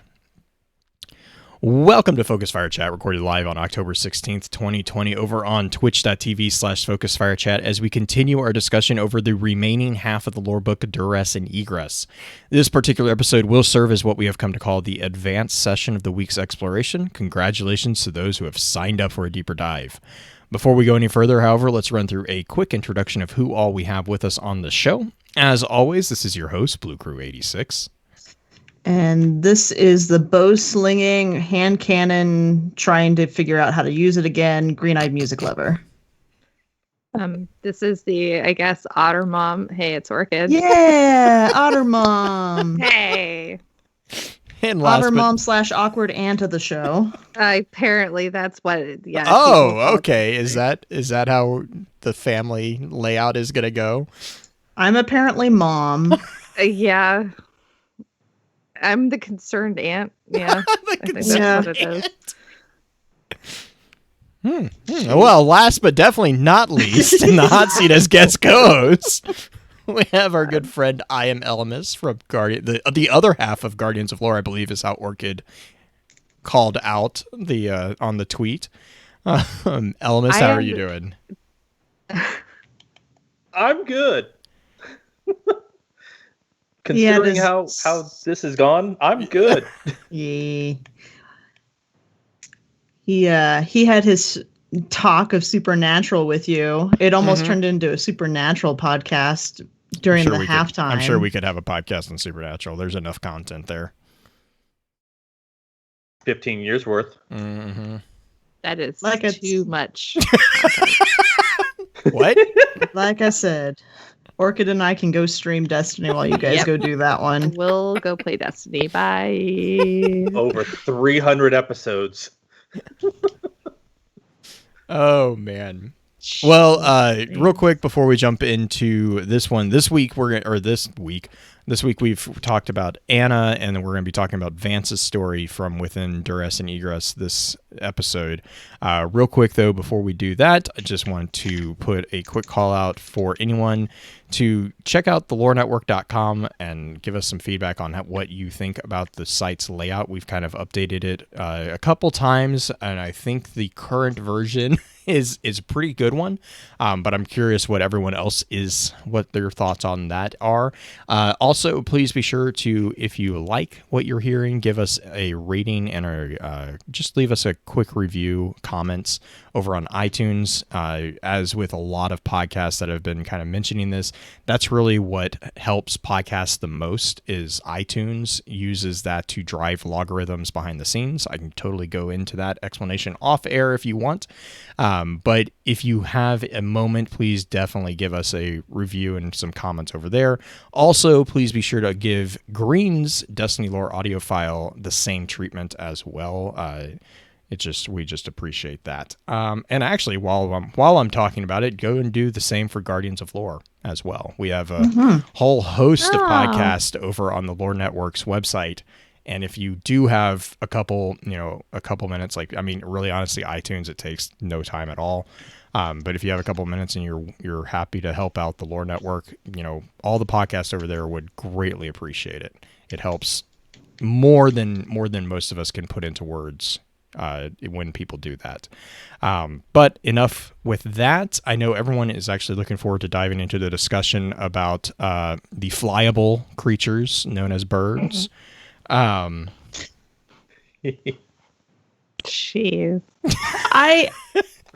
I'm more like, I was just like, this is going to be a cool episode because it's like Halloween time, and this is like a spooky, creepy like episode because Vance is a weirdo and you want to talk about birds. Yeah. Birds are great. Birds are amazing. It's all about the birds. It's all about the birds. But, Blue, since you're so excited to talk about canaries and all the burbs, why don't you start off the burbs? Yeah, so this is the first entry. This is the one that is Vance Canary. And actually, it's actually one of my favorite ones of his because of his reaction to the perfect paradox. Yeah. Brother Vance's smile fell as the Titan entered his sanctum. The smell was unmistakable. Ancient gunpowder, burnt oil, scorched Vex fluid, the burnt tang of steel, overused through 100 lifetimes. "You have the perfect paradox," Vance said, his voice as steady as he could manage. He extended his hands. "May I?" The Titan shrugged and then dug into his pack for the shotgun. He placed it in Vance's waiting hands. He ran his fingers over the barrel and tested the weight of the stock. "Ah," he said, "not the original perfect paradox, is it?" The Titan stood in confusion. Vance waited for a moment with his head tilted before he continued. "You did not claim this weapon from the tomb of Saint 14, but through some fractaline-powered tesseract, yes?" The Titan nodded, and then stood for a long moment looking at the blind man. "That sundial made it," he said finally. Vance's grip tightened on the gun. It was heavy, loaded with 8 shells. Tactical mag. Getting this one had taken some time. "In how many timelines did you thoughtlessly tether to our own for this weapon? Our world now bears the strain of how many additional realities in exchange for this hollow abomination?" Vance's mind swam at the thought of the infinite web that pooled on the shotgun. "How much fractaline did you sacrifice for this? 400 fragments?" He paused, aghast. "More?" "It's got a trench barrel," said the Titan helpfully. "Remove yourself from my sanctum," Vance said, placing the shotgun down like a dead animal. "You have accelerated the end of all things, and I must update my prophecies accordingly."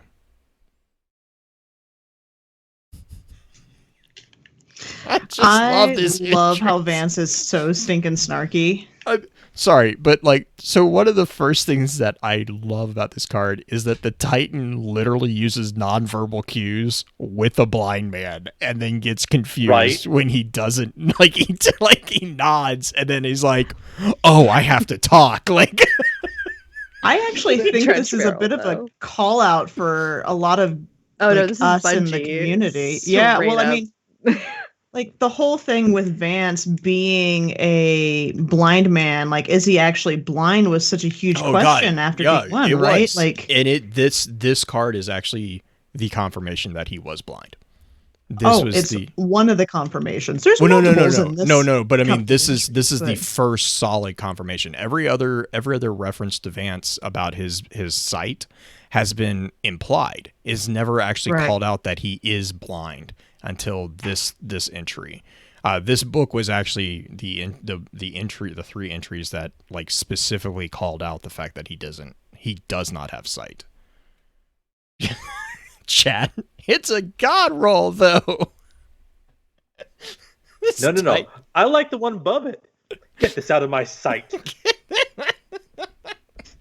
This But hollow it is out of your abomination. sight. Get this out So- of my sight. lore-wise, Vance brings up an interesting question about the whole multiverse thing, right? Yes, actually, he brings up a couple different interesting ones, but yes. The whole idea that by bringing something from other verses into our verse, you're tethering them to our verse. You're creating a linchpin, an artificial linchpin between the different threads, and it's not a good thing.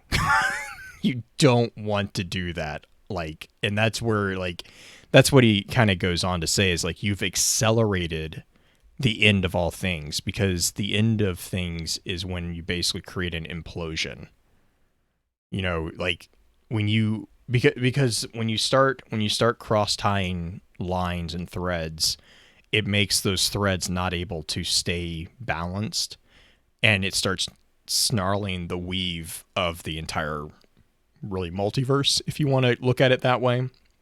If you look at it as a giant pattern that is being woven, and every timeline is its own individual thread, the more threads you merge into one, the more likely you're going to get a snarl that's going to ruin the entire pattern. And that's where like Vance's frustration is like, it's like, okay, cool. We can, you can tether, you can blend lines.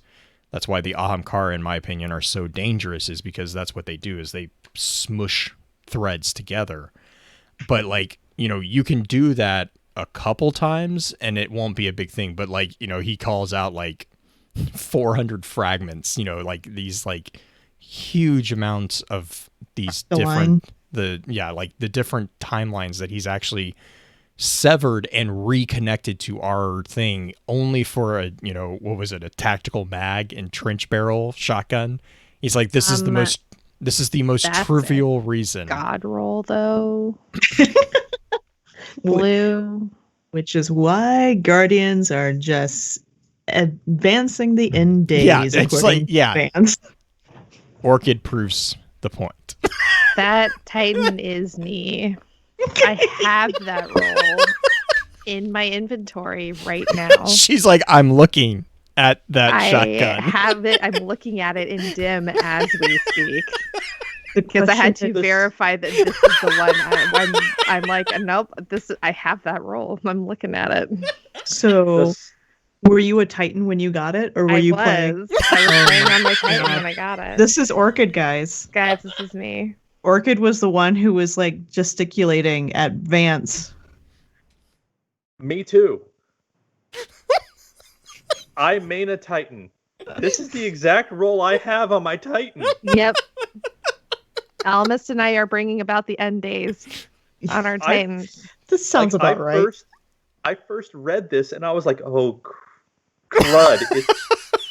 It's me. Yep. Mm-hmm. Oh my goodness. Yep. Look at the pair of Titans. Look at the pair of Titans. The pair of Titans are going to shoulder charge us into the end days. Real quick, so they mentioned Fractaline. That is actually a callback to, I think it was season 10? No, Season of Dawn. Season of the Stonks? Yeah. Mm-hmm. Polarized Fractaline was the crystalline structures that were formed as a byproduct of the space-time continuum being disrupted. and that was what we used for the Empyrean restoration of effort, which was what we then, when the culmination of that effort was completed, that's what launched the lighthouse, I believe, at the end of that season. Was that correct? Yes. Yes. Okay. This is what brought Trials back, guys. We did this to ourselves. The perfect tagline to Trials. We did this to ourselves. Literally. So we used the polarized fractaline and the light fused fractaline to increase the resonant ranks of the various obelisks that we had spread throughout the system. There's a quote, I believe, from Osiris that says, "On Mercury, we've seen a glimpse of what could happen if our enemies gain the power to manipulate time. It is a glimpse of a dark and hopeless future." The other thing that I wanted to call out real quick before we get into the really fun connection of the Canary is the Tesseract, actually. So a Tesseract is also known as a hypercube. It is an actual item that is a 4-dimensional cube. It's actually, so in the same way that a cube is an extension of a square, the Tesseract is the extension of the idea of a square to a 4-dimensional space. That being said, it is actually completely impossible to perfectly represent a hypercube in 2-dimension or even construct one in a 3D model. Like it is actually not possible to create one perfectly because by definition it's 4-dimensional, which we don't have access to in the current. And yes, it is also the thing that is called out in the Avengers. I was just looking that up.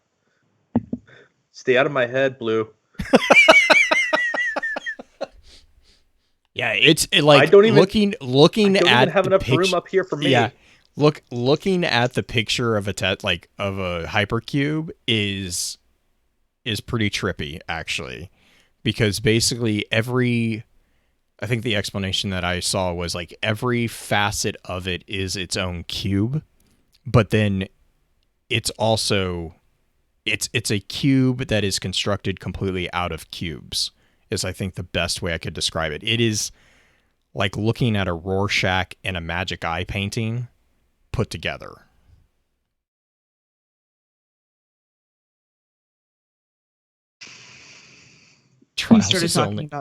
Trials is only 33,000 stonks. My fault. We're having our own stonks market conversation over here about how we all became financial planners, so we have MBAs in the stonks market. My portfolio, the stonks market crashed.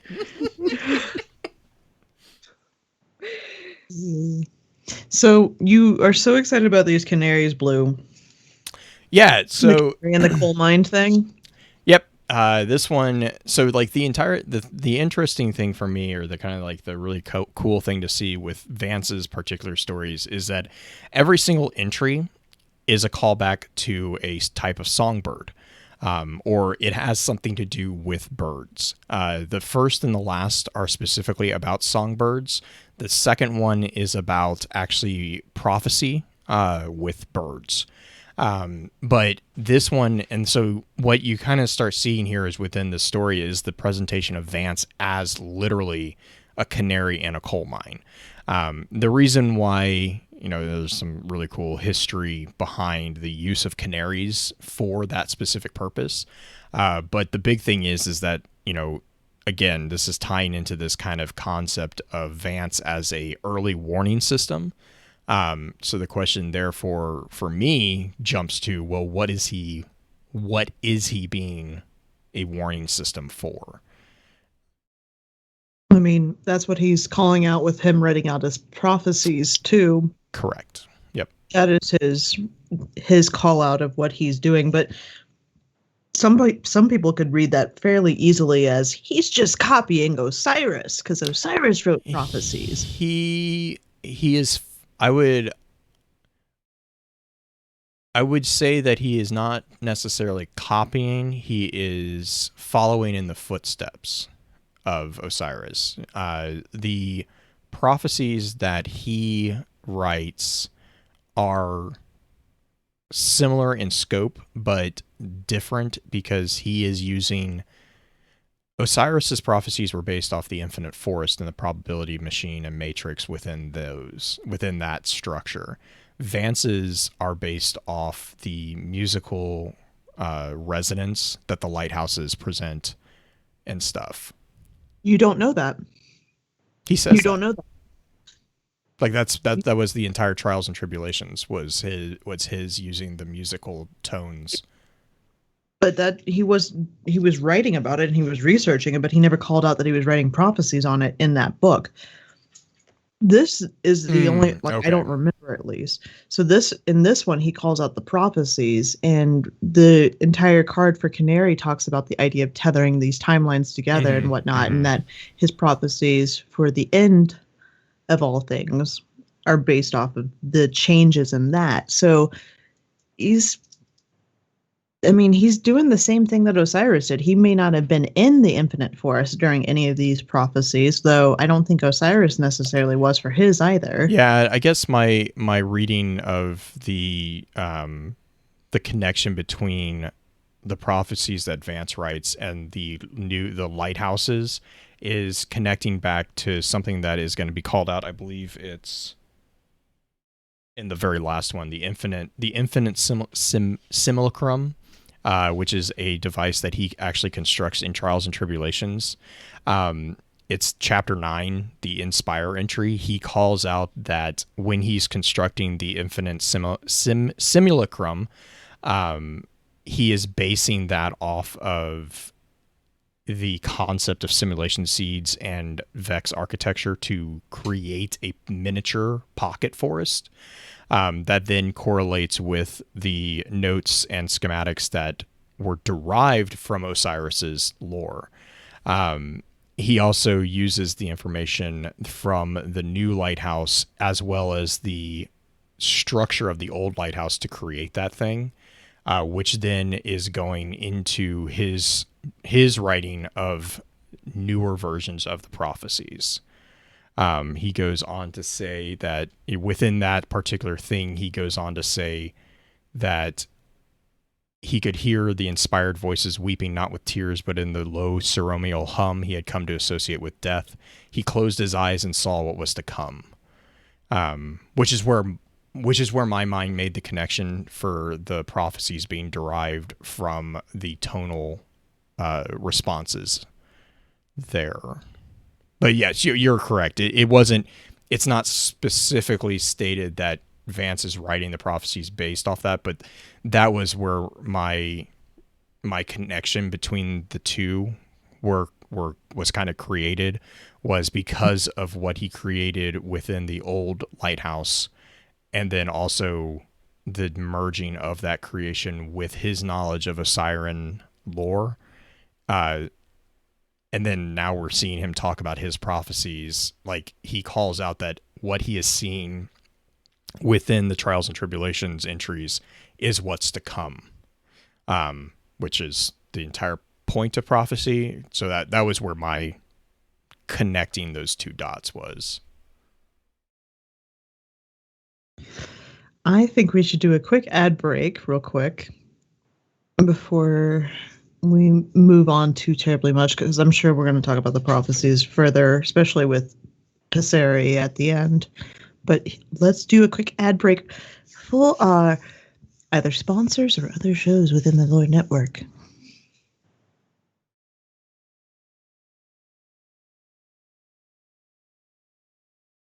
And we're back. And Orchid is doing the wave in the background. For those of you in the audio format, she is making funny faces. For those of you in the live chat, I'm sorry you can't see this. She has yet to allow us to put her pretty face on stream. But now she's in her wizard robe. She's in Slytherin, guys. It totally makes sense. I did a costume change. You need to say it right. Magic missile! Magic missile! Eldritch blast. Are there girls there? Thunderbolt! Thunderbolt! Cast magic missile at the darkness. It's Leviosa, not Leviosa. Oh my goodness. Guys, it's a Harry Why Potter did you- robe. Come on. Why did you sound like a Valley girl there? Because I'm from California. That's all I can do. That's all I know. That's all I know. Hermione by way of Los Angeles. By way of Los Angeles. Mhm. Could you imagine the Harry Potter series being done with like Valley accents for Can all? you imagine Harry Potter but clueless? Wait, Like, it's not. oh my God, Harry. Oh my God, Harry, have you seen her outfit? It is hideous. She's wearing the exact same thing as me, but that's so like 5 days ago. Like her tie looks just like my tie, and I am just appalled right now. I need to shorten my tie by 1/2 inch because then I'm unique. Can't you tell? Girl from Ravenclaw copied my beret. Mhm. Anyway, Like, oh my God. Alexis, edit this from my brain. Like, oh my God, Ginny, did you see Harry's wand? Yeah, she did. So, Auspix. Yeah, let's read this little Let's card. redirect this before it goes wrong. That's okay. It's all gonna have to be edited anyway. Sorry, Blue. This is Focus Fire Chat, not Rule 34. So let's move on. I said sorry, Blue. No, you're not. I'm gonna clip that audio, and every time she does something, just in the background, I said sorry. okay, LMS, could you read Auspix for us?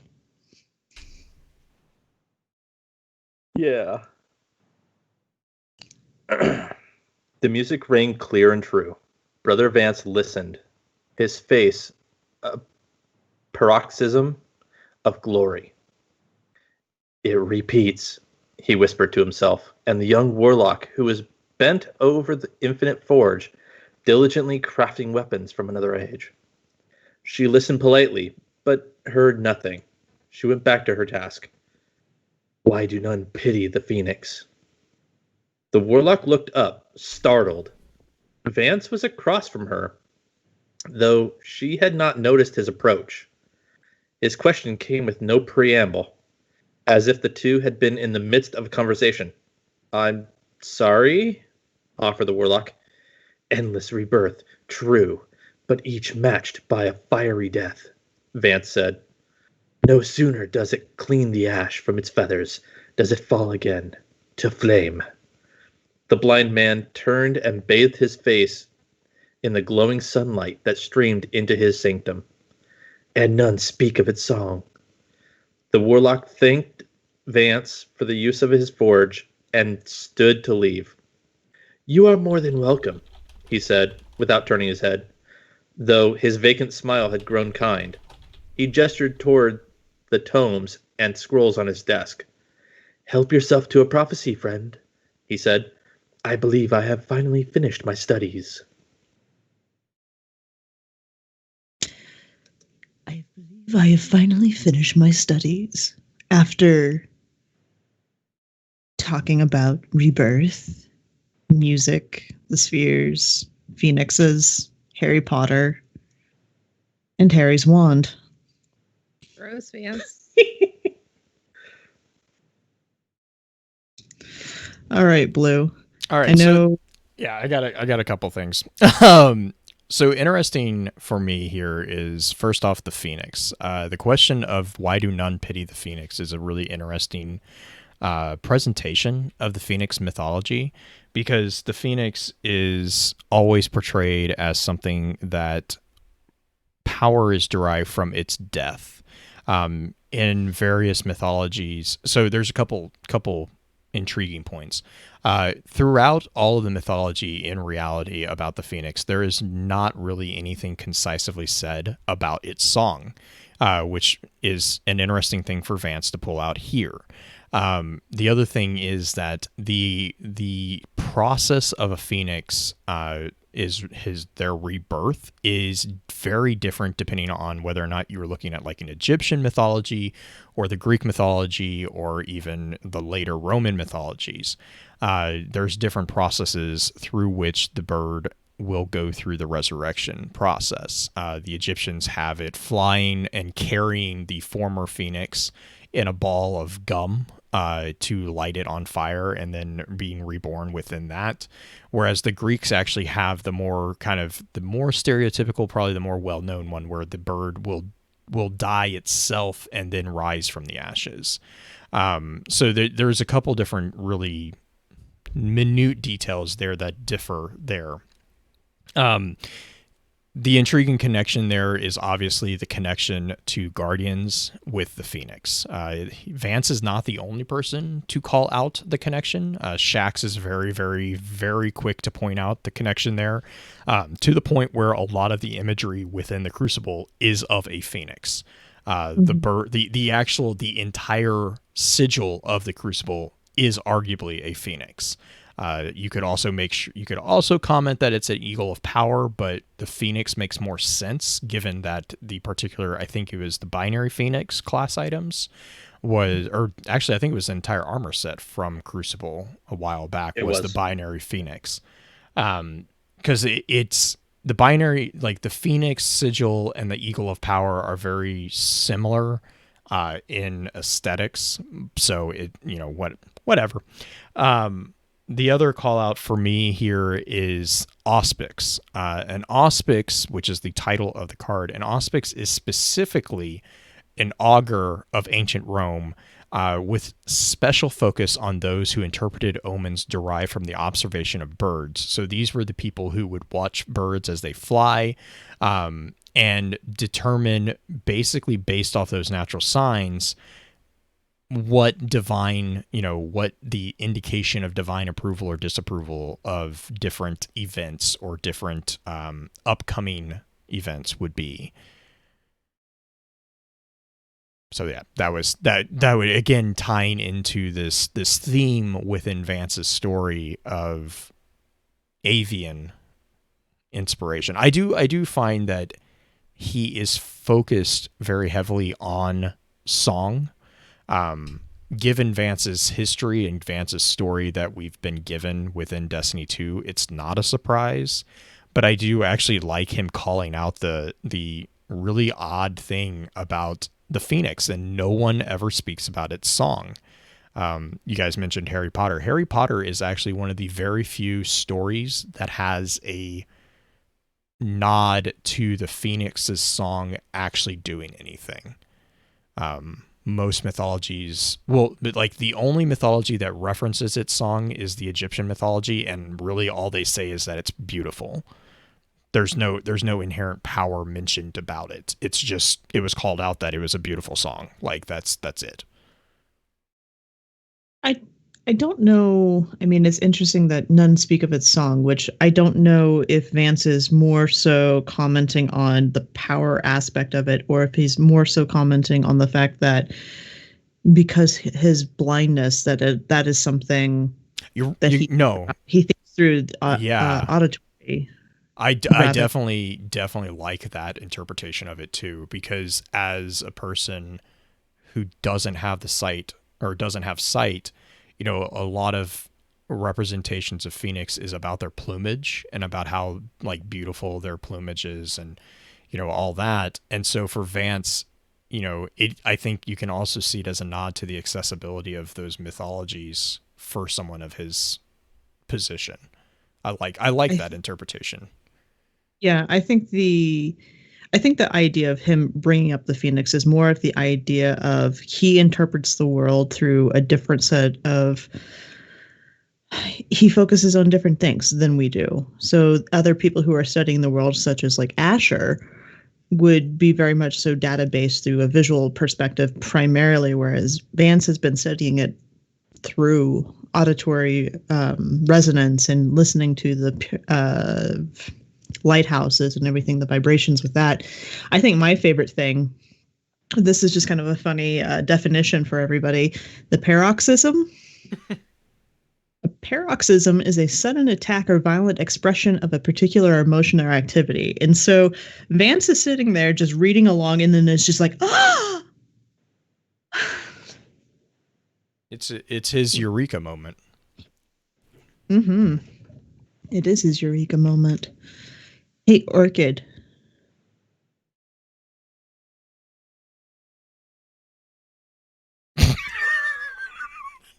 I literally just look There you up. go. I look up and all I see is Orchid's face, like, in the camera.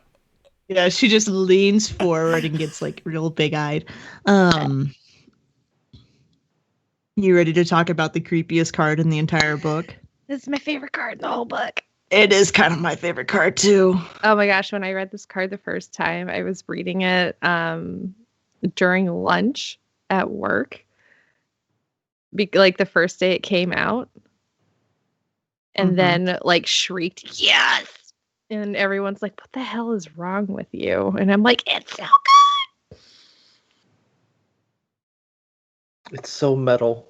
It is so Essentially, metal. me shrieking like victory, and no one understood what my deal was. Yes. Okay.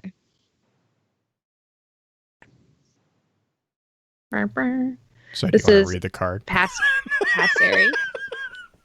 This is Passeri. Shut up, Blue. Doing my job here. Be quiet. I am an eminent professional and super pro strats. Pro strats wall hacks. Quiet. She's a three-peaker, guys. I am a three-peaker. I'm a straight up three-peaker. I got ding on for a reason, and it's because I like the three-peak. Wow. Almost, I three-peak in control, okay? Why? You think you know a person, and then all of a sudden they tell you, I three-peak. Of course I three-peak. It's part of... She broke it. She broke it. Oh my gosh, she actually did. She froze her. Your internet died for a second, so you were frozen. God, you're back now, I think. I think she has it. Oh wait, there she goes. I was like, she's not moving, so I don't know if. I'm here. I hate all of you. No, you don't. I know. Yeah, I know. I don't, but a part of me does. There's nothing wrong with three-peaking. It's a part of the game. My Wardcliff coil is better than a sword, so I might as well three-peak. Anyway, I'm going to read this card. Passeri. Shut up, all of you. I'm doing work here. After the Guardian left his sanctum for the last time, Brother Vance collected his few belongings and stepped onto the scorching surface of Mercury. He found the entrance to the infinite forest easily, as though he had practiced the journey endlessly in his mind, because he had. This time, he went through. The forest roared. He was struck by the dizzying void of it. The echoes made no sense. He took his first step into the hallowed place and fell to his knees, vomiting. He struggled with his pack as a tempest beat on his eardrums. He withdrew his infinite simulacrum, impossibly small in this immense space, and with trembling fingers synchronized it to the frequency of the crack in the forest. It ticked like a metronome, and then silence. The forest was sealed. Tentatively, Vance felt his way across the enormous stone as he stood on. At the same time, he skipped effortlessly from the stone as if he had done so countless times before. At the same time, he soared. He was moving in every direction, falling, laughing, singing, down every path, into every reality, spreading his message of hope. In the original, the true Vance felt his infinite parallels erupt from him. He felt them bear him up as they passed. Thank you, he said wordlessly, unable to breathe from joy. He felt 100,000 touches of reassurance. He found that he was weeping. There, in the swirl of his golden echoes, Brother Vance lifted his voice and began his song. Some hope for? His own voice answered him from behind. The future, it continued. Vance leapt toward it. He recognized the feel of his own cloak, and his hands found its throat. His form twisted, turning cold and sharp beneath his hands. It threw Vance on his back, but he held on. He pushed his hands up the thing's face under its blindfold and dug in with his thumbs. It howled. How unfortunate, Vance thought to himself behind his wide smile, that you still have eyes. So metal. So Vex simulations are not 100% accurate. They don't know everything. Blue, do you want to talk about the Passeri before we get into other aspects? Yeah, definitely.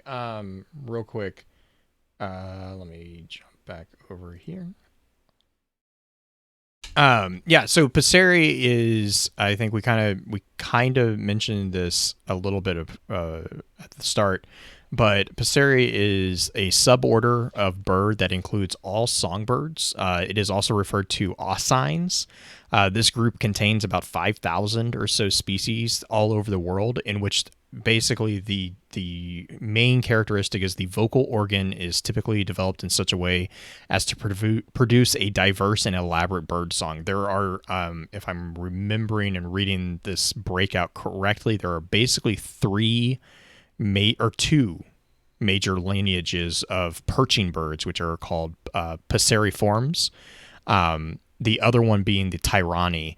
And the Tyrani have simpler musculatures, so while their vocalizations can be just as complex and striking as those of songbird, they technically are more mechanical sounding. So there is a little bit there, and I think there's actually a third form, but I don't even know how to pronounce that because it's a New Zealand word, and so I'm not going to. Anyways, the other definition of Passeri is a bird having a melodious song or call, and then Green also made the point that I believe it's the Italian word for sparrow.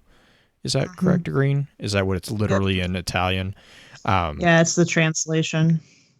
So, it's basically a songbird, and so that connects back into the first entry where it was a canary, because a canary is technically a member of the Passeri suborder, or clad, I think is the other word for it, or clad. I don't know. Scientific terms get really weird. But it's a suborder. So Passeri is the suborder of Passeriformes, which is the order of aves, and then it goes all the way up to Chordata, and then Animalia.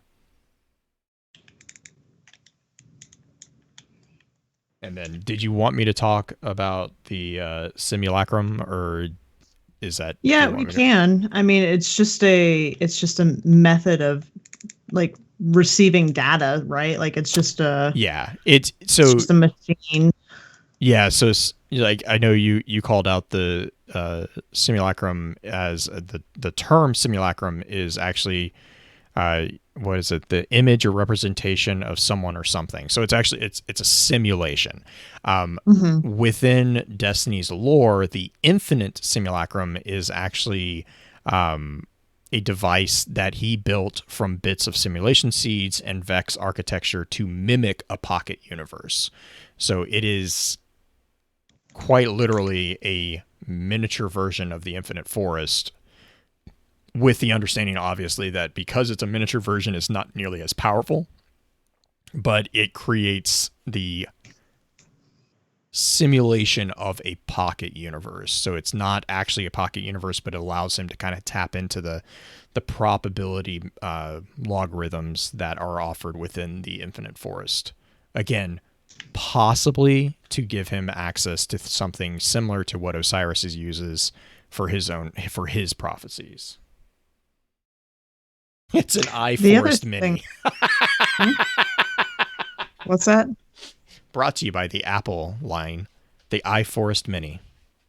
Yeah, I mean, kind of, right? Except for it syncs seamlessly with the iPhone 3000. Oh God! If Apple wasn't around that long, yeah, where there's 3,000 editions, That I bet you they will be. They're going to be the one company that survives.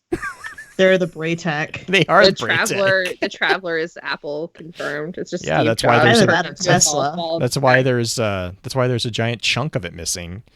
Someone my took a bite out of gosh. it. Oh no. No. Have you I never don't heard? want this to become a no. Look, Green. Green's like, Can't take it no. Can't take it back. It's out there now, Green.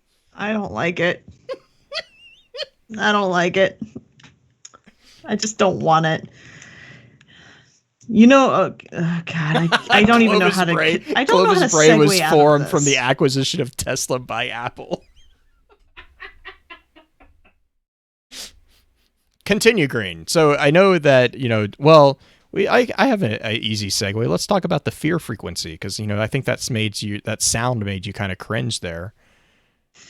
Lots of sounds make me cringe. But we're not talking about those. We're going to talk about the fear frequency.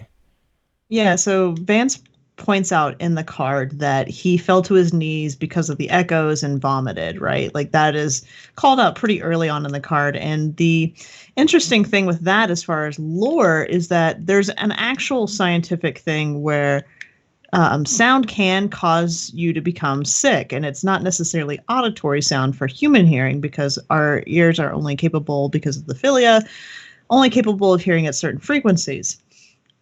And so the fact that there are sounds out there that have been proven to be able to make you feel sick because of the low frequency of it, I think is more of what it is that it is an actual thing. There was a year or two ago, that super scare of embassy workers being threatened with sound, like the sound itself was causing issues and making them sick. Yeah, it's not just a couple of years ago. I mean, look at the conspiracy theories around 5G. It's a similar concept. They're worried about 5G? Oh, have you not read these? I'm going to be sending you so many fun threads to read. It's some good stuff. Yeah.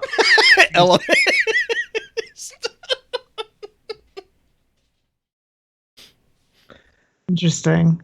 If you want to the fear no. There is out there that I think it got deleted earlier, which stinks. There is an article out there from lifehacker.com about does sound make you sick, and talks about the actual frequency numbers and how it affects the body and the involuntary contractions that the muscles tend to have around it, and how it can physically make you ill. And some of the different things they talk about is not only just a nausea thing, but also headaches and a few other symptoms because of the sound. So that's fun. So if you really want to annoy somebody, like not like you annoy your mother by playing the same song over and over your senior year, may have totally done that. Well, that's also like the idea that, you can't hear certain frequencies, right? Like what was it? Was it a couple of years? I don't know if it's still a thing, but they have like ringtones that are supposed to be beyond the perception of certain age groups. Yeah. So the ears, the philia within the ears itself will slowly begin to get damaged over time. And it can be due to having worked in an environment where it is very, very loud, or you're surrounded by very, very intense frequencies.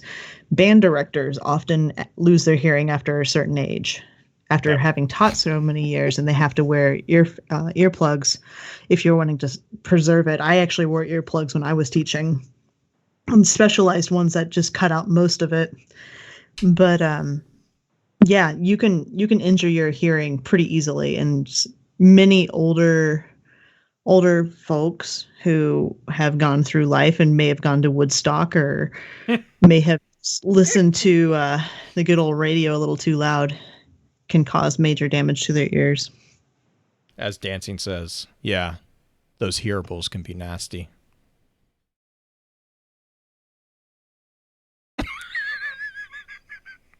The head shake is like it's the payment of all of this. Mm-hmm.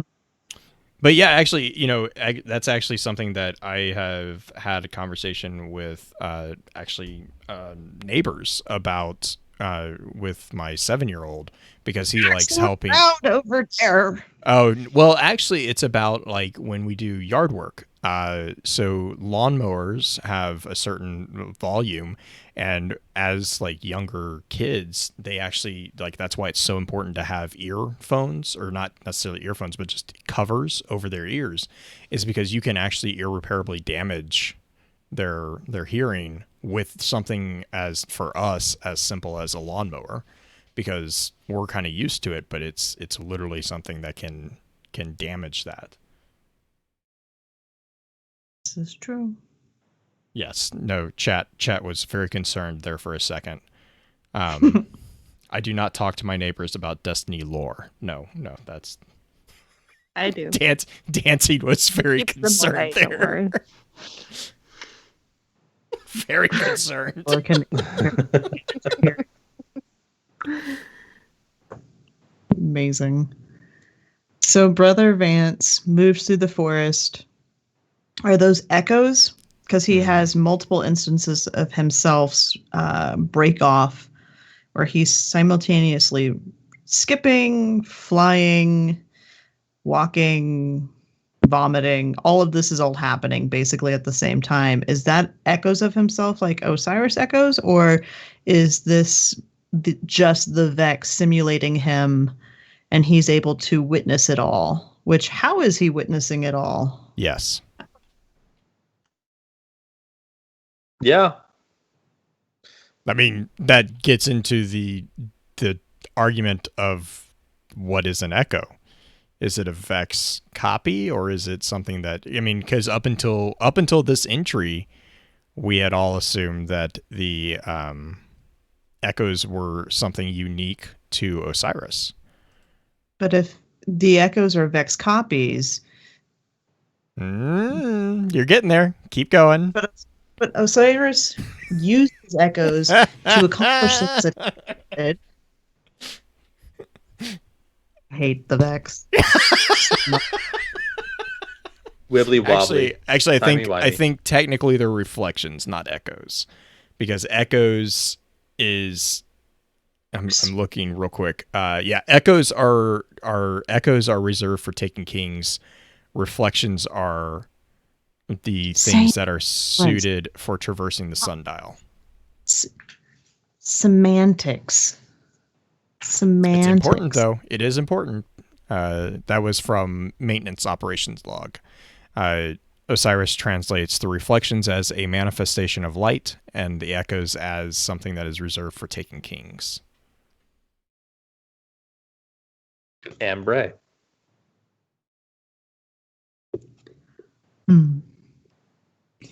Why that song?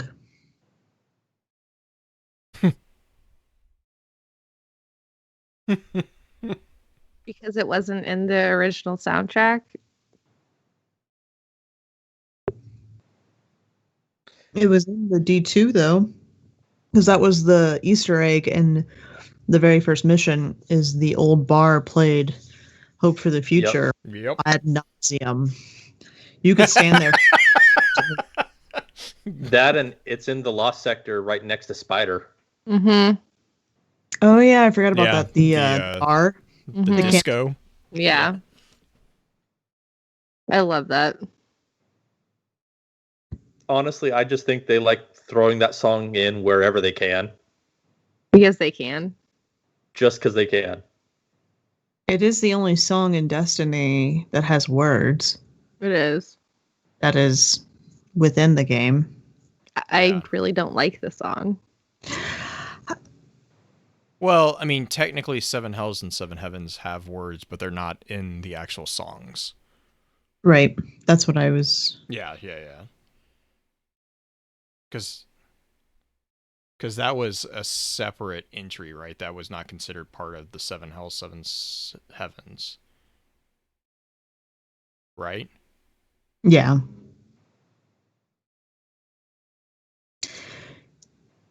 I think it's an interesting call out. And the fact that Brother Vance knows it is why that song is a hit in the Destiny universe, because Brother Vance must have heard it at the tower or wherever on the Guardian radio that's out there. It's actually Osiris's favorite song, and that's the only reason why he likes it. Oh, I don't. I mean, I could see. I mean, Yep. it playing in the tower bar.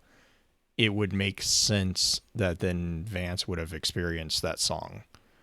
Like that is a legit connection to be made there. Like it is.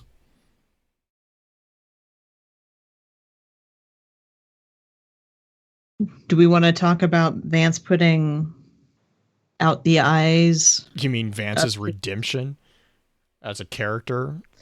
Vance redeeming himself in my eyes for Right. removing his own eyes. Vance being metal But not AF. his own eyes. Why did he pick that one to do? Like, Because if there's that was the multiple one that Vances was the one that running was around, why is he just mad because the copy finished the song before he could, or Because did he that's sing not it a out of copy. tune? That or wasn't a like, why reflection. is Brother Vance so angry at this guy that he puts the eyes out of his own echo reflection? Yes. I mean, arguably that wasn't a reflection. That was the whole point. That they snuck in a reflection, Vex. No, the darkness. Right, but is the darkness within the infinite forest? That's what it is. That's what he was talking about, because that was the entire reason that he locks it up within They Are Not Coming. And that was the whole thing with Zavala and Vance was given basically the instructions to close up the infinite forest to prevent the darkness from gaining access to it. But he locks himself inside. It might have been the only way entering, bringing the darkness with him. But that's why he attacked it. Was he, because it got in. That's why he attacked it and he killed it, is because it got into the forest. It was his job to defend the forest from it invading. Because, I mean, the thing is that, again, the infinite forest is a massive probability engine. Right, but here's why I say it's a Vex and not necessarily the darkness. There's a line in here, it says, its form twisted, turning cold and sharp beneath his hands. I can see that too, yeah. I mean, so you think it's a Vex? Like, I think it's a Vex simulating because he's not a Guardian. I think the Vex can simulate him a little bit more accurately. I could see that, yeah. That's a fair point, actually. Because he doesn't have the paracausal capabilities that the Guardians have with the light. Right, which is also why I think all those different reflections going away from him are also simulations. I mean, I guess that begs the question, too, then, of the difference between the reflections presented here by Vance and the reflections that we see with Osiris. Because if these are Vex-inspired simulations... Which is why I mentioned that the Vex simulations are imperfect, that they only have so much data, because we didn't even know that Vance does not have eyes. Although if you had glitched into his frame back in D1, you could see that he had no eyes, I think, back in the day. Or maybe his character model did have eyes. I don't remember. Well, I mean... Oh, I see what you're saying, because they would... Oh, go for it. Because they have Oh, sorry. No, you're good. Now, my thing is, we don't have anything about all his other reflections having eyes. Just the one that he actually ripped the eyes out of. Correct. If we are going off of the fact that or the idea that it was, yeah, like if it was a Vex, then I could see all of them potentially having eyes. But if we're going off the fact that it's the darkness, then all his other reflections could potentially not have eyes. That would mean the Vex, if the Vex were the other reflections and not the final reflection that he pokes out, that would mean the Vex have a more perfect simulation than the darkness itself. Bottom line is, regardless of whether or not the other reflections have eyes or not, the simulation or the darkness that is there is imperfect in its replication of him. That they don't actually know everything about him. They only see the outside. They don't know everything within. What do you think, Blue? So again, this is just me kind of talking out, like brainstorming, but like, so if you go back, he's calling out the fact that he feels the infinite parallels erupt from within him. It says the original True Vance felt his infinite parallels erupt from him. He felt them bear him up as they passed. He says that he felt his way across the enormous stone. At the same time, he skipped effortlessly. At the same time, he soared. He was moving in every direction, falling, laughing, singing down every path into every reality, spreading his message of hope. So that's very similar to the cutscene where we see Osiris kind of send out his reflections within Curse of Osiris. So my thought here is like when it shifts to when he starts singing, right? And he starts his song, and then he hears his own voice from behind him. The nuanced difference that I at least read was that he is not experiencing that. It is an other, because when it says he leapt toward it, he says he recognized the feel of his own cloak and his hands found its throat. Its form twisted, and that goes back into, what you were talking, Green. But all up until that point, every time he talked about one of the parallels, he was also he was experiencing their experience simultaneously as his own. Whereas in this attack, he did not experience that. And it goes on, when it threw Vance on his back, he held on. He pushed his hands up the thing's face under its blindfold and dug in with his thumbs. Like, there's a difference here between the explanation of the experience of him attacking this thing than him being touched and reassured by his reflections earlier. So the bottom line is the initials are him, but the actual one at the end is not. Therefore, he attacks it because it was not something that he had experienced or thought to experience. Yeah, my understanding is that whether it's the Vex or the Darkness, they tried to Trojan horse a copy of him into his group, and he was able to recognize that, like, he started the song. I don't know, like, if that was a trap or whatever, if he was just, so ecstatic. But when he heard another reflection singing the refrain with it, he also didn't experience that reflection. So it goes back into, like, my idea of, like, the whole multiple man concept, like Multiple Man or Dr. Manhattan, from Watchmen. Like, this entire concept is you have a character who is able to split, but they also simultaneously experience the events of their various personalities or of their various entities.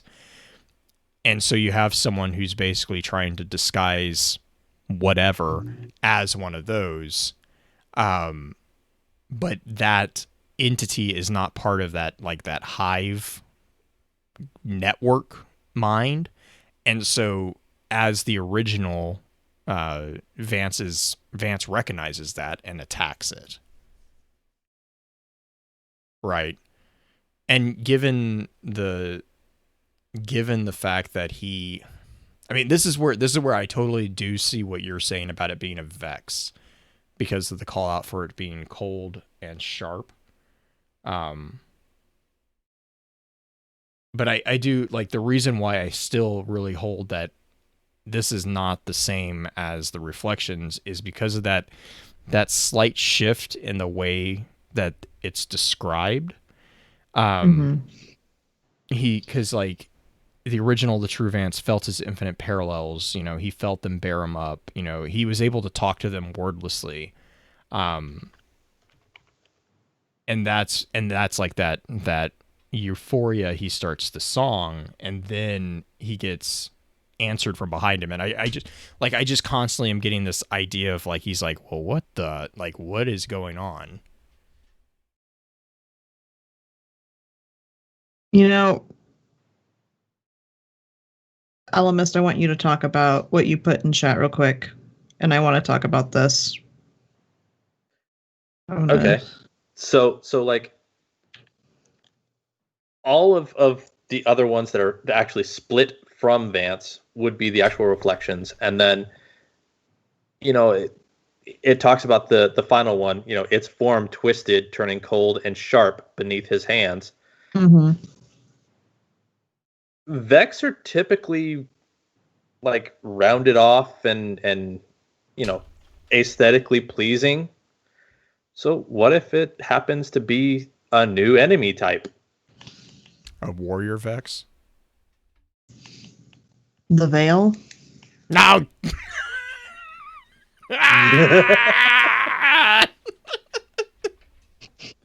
You're the one who put it in chat. I know. I was being facetious.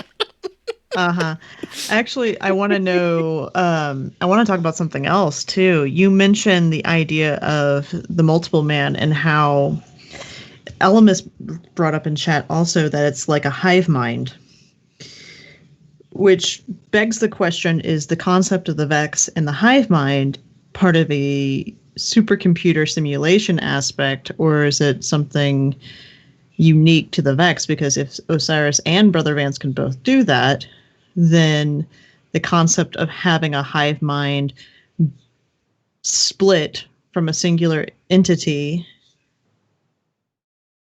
and that whole exo connection to the Vex.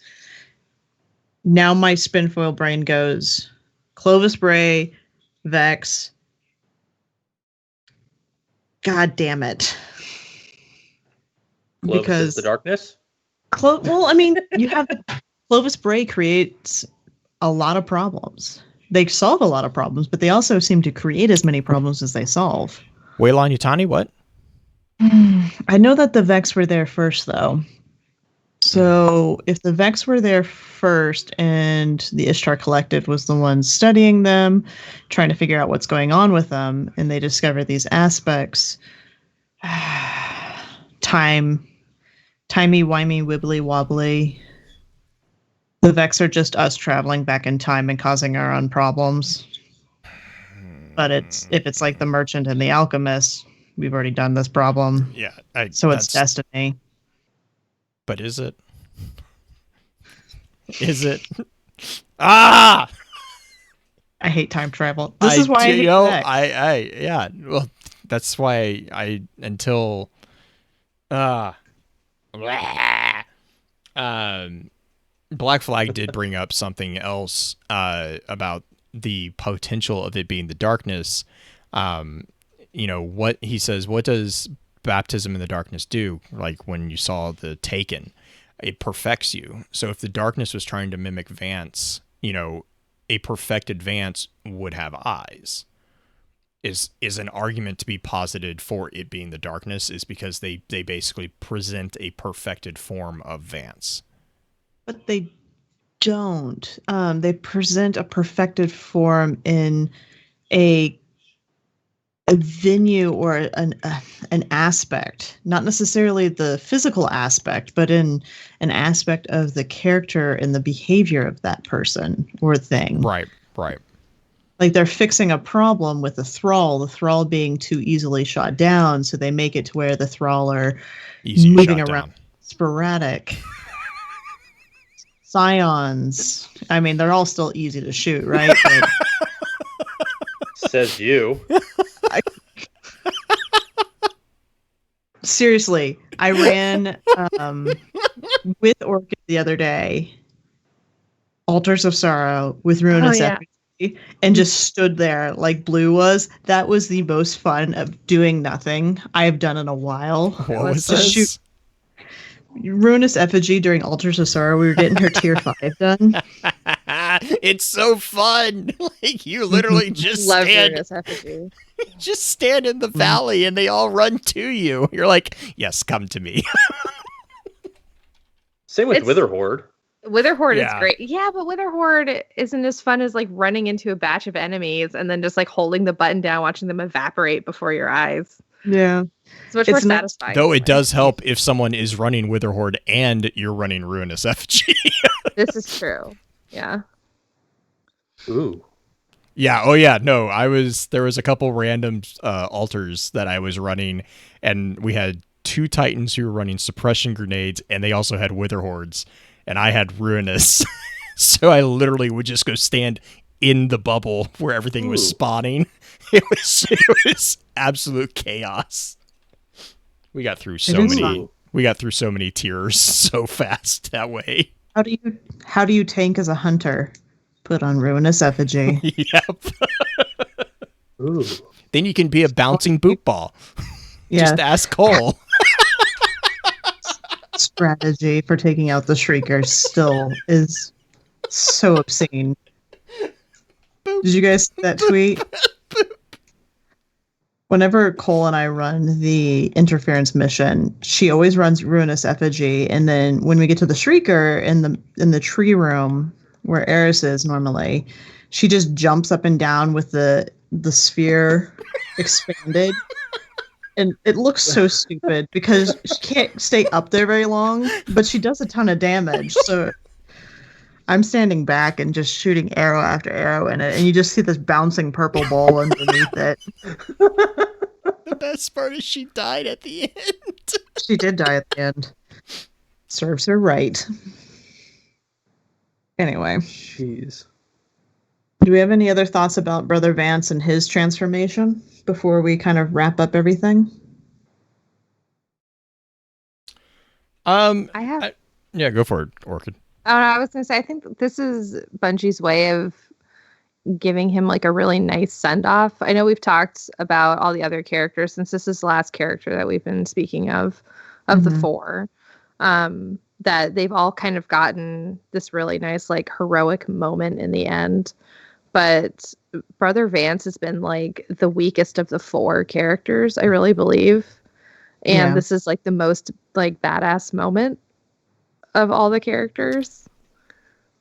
Honestly. I like how I agree 100% with that, and I also like how Vance is the only non-guardian out of the vendors here, and he is one that arguably is the one taking on whatever enemy this is directly. Like you actually see Asher does too. Well, but Asher doesn't. I mean, Asher takes on the Pyramidian. Right, but like Vance, I got the sense of like Vance actually like walks into a fight without realizing. Like Asher, I don't know. Like Asher, I kind of think like Asher doesn't take gambles. I think Asher studies things ad infinitum, and then he plays the card counting game. He knows when he's going to win, and then wins. Whereas Vance, it kind of feels like I don't know, like the fact that Vance is not a guardian to me adds a lot of weight to his decision here. And he doesn't balk. Like everyone loves making fun of Vance for, being whiny or being blah, blah, blah. But here you see Vance being actually put in a corner, and his response is one of the most brutal of all of the responses out there. Like, I mean, he literally gets put in a corner, and instead of like whining about it or anything like that, he just gouges the eyes out. You could say that this is the most crazy ending to all of it, because if Vance is, there's nothing saying that the thing that sings back to him is malicious, right? Like it's interpreted as such because it's different. because it has eyes. Yeah. But Vance's right. action is pretty extreme to literally turn around and poke its eyes out. Now, granted, it was grappling with it on the floor, but I don't know. It could be Vance's breaking point. It could be. I mean, again, that's where I kind of focus in on that, like that slight nuance of the experience. He's not like it's called out that he doesn't experience his hands. Like he feels his hands on its throat, but he doesn't feel his hands on his own throat, like with all the other parallels. So that was like where I kind of see the cause for his violence towards it. I don't know, Elmist. I like how Green pretty much called it out that, this was Vance's breaking point. Like, we've been dogging him for years, and this was the first chance that he actually had to actually go out and do something himself. And it was like all that pent up rage just came out and just gouged whatever this thing's eyes out. Witness me! This is what happens when you bully somebody for too long. They gouge your eyes out. I know. Orchid's confusion. What did you say? Notice me, senpai. This is what happens when you push, like if you're bullying somebody to a breaking point. Hey. You did not hear that, did you? That is not the word I heard. That's my confusion. Can you type the word that you did hear? Because let's do shout outs. Well, she does that because I have a feeling I know what she's thinking. Wow.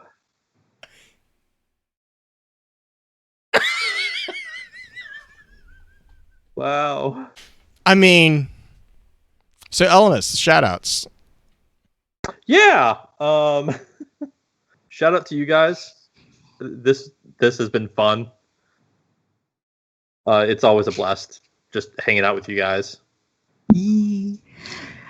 I like doing these. I like having more voices on the podcast.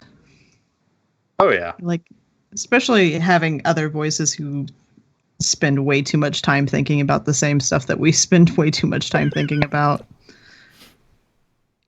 I'm still on Pigeon Lord, so I mean, not much thinking outside of that. So, Orchid, do you have any shout outs? Or can you even speak at the moment? I may be making Orchid blush immensely. Did Orchid pass out? Like, I hear that's an affliction. Orchid's fine.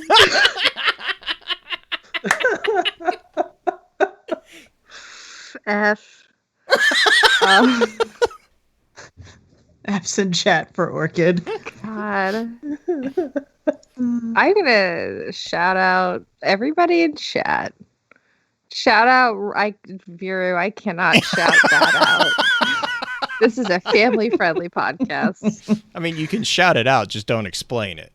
Shout out Rule 34. Oh, goodness. And all the other rules around it. Oh. Especially 34. How do you think families are created? Wink. Wink. Anyway. God damn it, guy. Blue, take us out.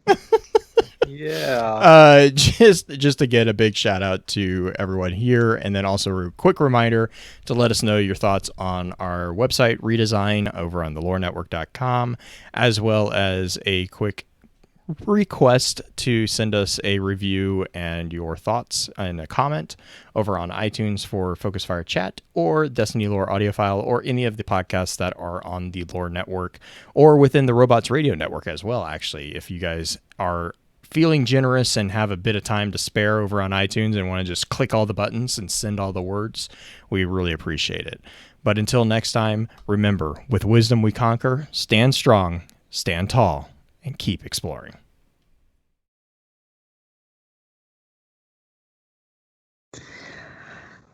Now it's time for FFC After Dark. Oh no. Okay, I was gonna say this is what you do when you blow me too long. Yeah. That's what I was. That's what I was gonna say. Chat. Black flag. What I was gonna say, chat. I had to. Okay. Bully, not bloomy. This is what you do when you blue me too long, Orchid. That's what I thought you said, and that's why I was like, wait, hold up, what? I was Brother like, Vance. we're talking about Brother Vance gouging out eyes because he got someone blew him too long, and so his eyeballs are being blown. What? Like wow. Well, Not he made reflections. not the way Aw. to go. Oh God. Human centipede, Jesus. Brother Vance style. Oh, no, it's a Oh. baby shower. Gah. I don't understand why that is an attractive thing. That just always seems gross to me. God. Blue found all the rules of the internet. What do you mean found? That's like a staple on my desktop is all the rules of the internet. Oh, I didn't know that. I just know the 34th rule of the internet. Oh no, That's the only rule that matters to There's me. many more than just that one. That's the only one that matters to me. I don't understand the first two. Well, this one particularly is. I think this was from 4chan. Yeah. It looks like Mm-hmm. because technically the first rule of the internet is do not read the comments. Yep. Gotcha. Rule 10: if you enjoy any rival sites, don't. Yeah, like I said, 4chan. Rule 46. It's so There's true. always furry porn of it. The pool. Is there though? Like, Yep. There is. Yes, I've yes, never- yes. I have never been let down once.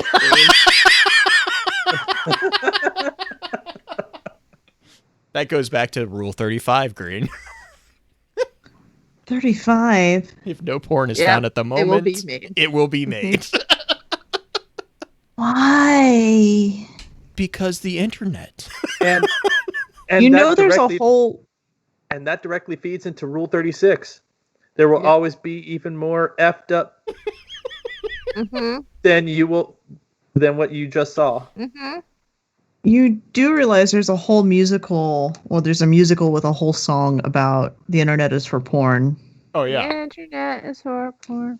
Well, but like, there's porn, and then there's porn. Yeah.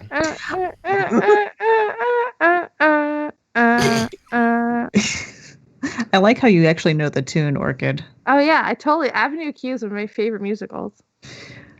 I've never seen it. I know it's a fine line because I did it for a jury one year. It's a fine line. The internet is Google and porn. Mm-hmm. That's true. Everything is hot if you're brave enough. No, No, that's not what it is if you're brave enough. Everything. Never mind. Everything's a dildo if you're brave enough. Everything Paige, is no! edible if you're brave God, enough. I love that. I'm gonna have to send that meme to you. I think I've sent it to you, Green. It's fucking hilarious. Probably. I mean Oh my that goodness. too. My cat is going ballistic. You know why we have FFC After Dark? to get all this out. Because we've bottled it up for 3 hours. Guys, Right. I was so good. I wasn't on main at all in that episode. Except maybe like once. At the end, I think you went back to on main. I tried really hard to not be You on did main. try really hard. And it's only because, like, she misheard things. It was not my fault. Guys, I'm handicapped. It's not my fault. What is your hearing percentage? I have like 30% on one side. I'm essentially That's deaf. That's right. Yeah. Yeah. I mean, like the other side is like That's the I would say meme. fine, but Yeah. I don't know if I can function. I have worked really hard to protect my ears. I like wearing the earplugs and stuff like that, and I have really sensitive. You get used to it. Yeah. That doesn't And surprise me. my hearing aids are really good because I just got new ones like 6 months ago. Nice.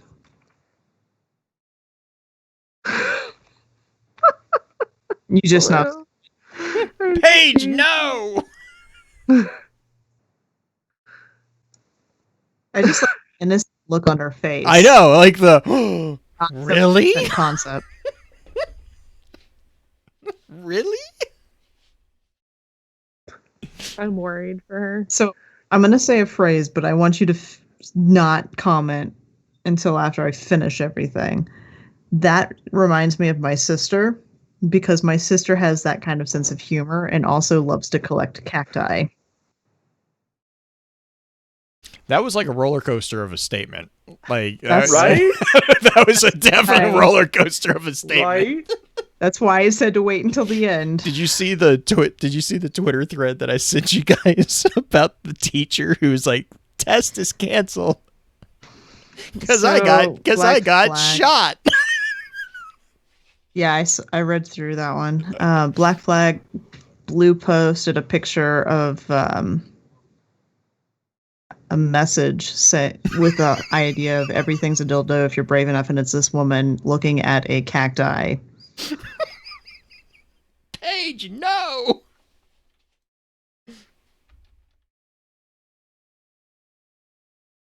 Oh goodness. Did you read, Green? You said you read through the thread of the Twitter. Yeah. His response: it seems that my last email went viral. Unlike my wife, I expect you not to cheat. Oof. Yeah. That was such a brutal thread. Apparently, somewhere in the thread, his wife actually weighed in on the conversation.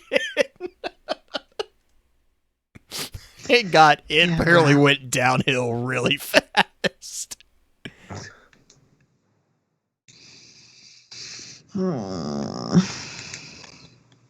Man. Those moments. So what's everybody playing? Genshin. I'm playing Talk to Keki right now. Oh my god, Pickle, why? He's trying to get out of the anti-Chuck door. How is the anti-Chuck door doing? Anti-Chuck door is going great because Chuck can't get inside the Chuck door. What about serving mini its Chuck? purpose. Yeah, mini Chucks cannot get inside, so Have they tried? Like, have you heard them at the door? Like, lady, please let us in. please may I have some more? Please, sir, No. please may I have some more? Please may I have some more? No, there's no Oliver moment. I'm not so Just serving. Finnegan. Just So being cold. Finnegan. Oh, Yeah. God. No, it's not some sort of like me like serving them, some sort of oatmeal bullshit. I don't know. Is that what they eat in Oliver? Oatmeal? Porridge. Oatmeal stuff. Doom put the picture on Twitter. Mm-hmm. Yeah, we talked about it at the Justin's- beginning. Justin's excitement. He was so pumped. I don't know if he was pumped more for the fact that Doom followed through on the joke or the fact that he got a free hot dog He got a free hot dog out of it. The answer is Black yes. flag. You were their family organ. Yeah, I know. And then I abandoned them, just like their mother did in my garage. There's some pent up Those emotion kids in are going that to grow up statement. so messed up. How will the Chuck survive? I don't know, because I'm hopefully tomorrow going to install the other anti-Chuck door. Delilah, no. It's the Delilah door. See, Yep. those kids are going to grow up so messed up. They're Wait, gonna there's grow up more not than in my one garage, trapdoor? so who cares? Their first mom ditched them, and now their second mom ditched them. They're going to be lost in the system. Yep. Lost in the system. As long as they're lost in the system, not in my garage, that's all I care about. So did I tell you that my boss installed 2 cat doors right next to each other in these French sliding doors? What? So there's French glass sliding doors that open up to their back porch, Okay. and there are 2 screen doors on the other side of the glass sliding doors. They put 2 cat doors side by side. I'm going to take a picture of it tomorrow because it's pretty fucking ridiculous.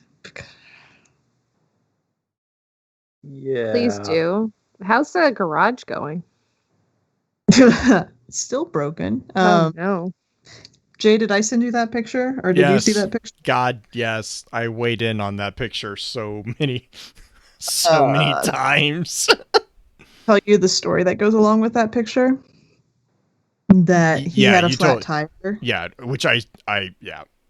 My response remains the same as the original response. Mine too. But his flat tire, he had a donut on and misjudged the turning. That's not that's not how that works. That's Elmas, for your benefit. They have a brick facade on the outside of their very fancy garage, and he just shattered it on one side and just wrecked the brick, and so now it's just cracked and broken and falling apart. I'll put a picture in chat. Wow. Very funny. It's a special situation all the way around. Special is Did I show you the salt ring months ago? Good.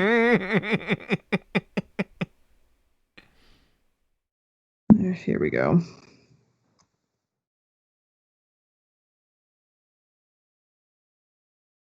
Wow. Yeah. They can close the garage, believe it or not. Yeah, because if you look, it's just the facade. Yeah. Oh no, I do see what you're saying. That actually is surprising because it actually busted in the frame, didn't it? Mm-hmm. Yeah.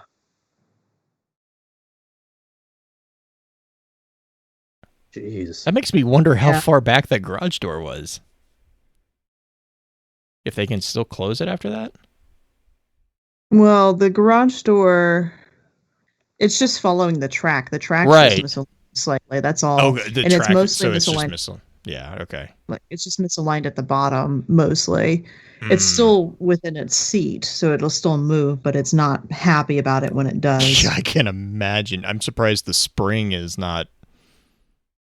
We had our spring pop on our garage door. That was absolutely. Thankfully, none of us were at home, but we got back and our garage door wouldn't open, and I walked in and I was like, "Well, thank God I took my car because that was the door that it popped." And it was pieces of a spring were next to embedded in the concrete. It was I'm like, that's not good. You want to see a little friend I had the other day? Tiny praying mantis. She's gonna bite your head off. He's gonna have to take thousands of bites to get to it. Don't challenge him. Her. Tiny praying mantis. He's cute though. Okay, so you dropped the link. In which chat was it that you dropped the link? Skype. Was it in Skype? Mm-hmm. Yeah, he dropped it in Skype.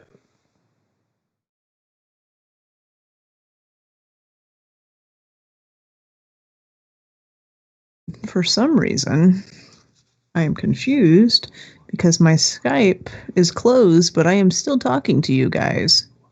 Probably because the mini. That special. Probably because the mini player. I don't think probably Skype doesn't actually close when you close the window. It's a Microsoft product. Right. It's Microsoft. It doesn't really close. It's always You just there, think it does. trying to help you. You just think it closes. Let's see here. Wow, everybody's on top of their shit. Everything's uploaded already, and I'm just behind.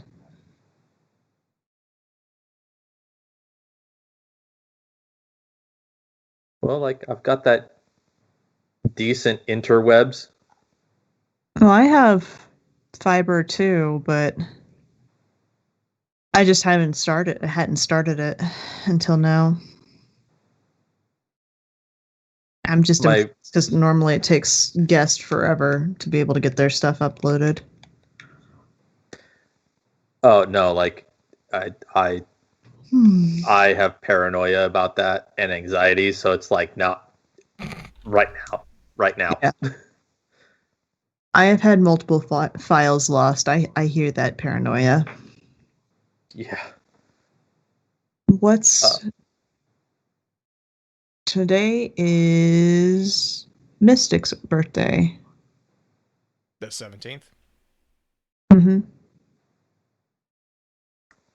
Nice. Yeah.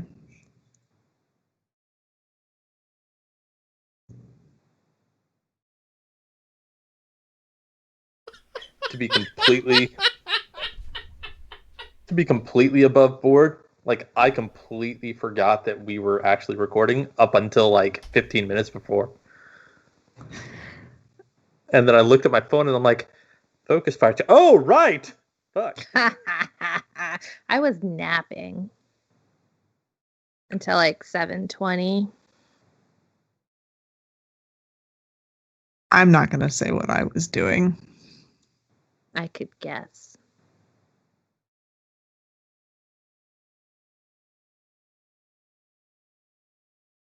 The brick.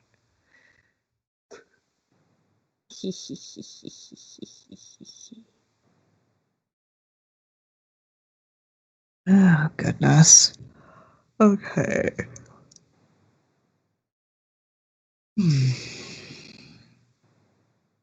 Cool. Mine are uploaded as well. Huzzah.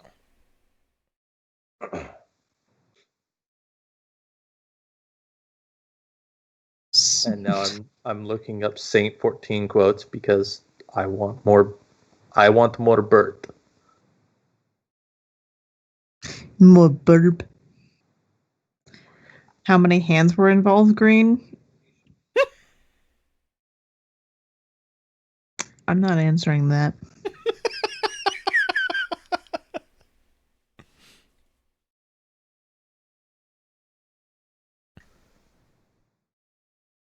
I'm just gonna look at my meditation emote and try to zen out a little bit. Meditation Orchid, emote. they're telling you to go to sleep. I'm tired. You should go to I'm sleep. tired. Yeah. I am really tired. Go to sleep, Orchid. Fine. Take a nap. You go to Then sleep, fire the missiles. jerks. Jerks. Yeah, go to sleep, Orchid. You go to sleep.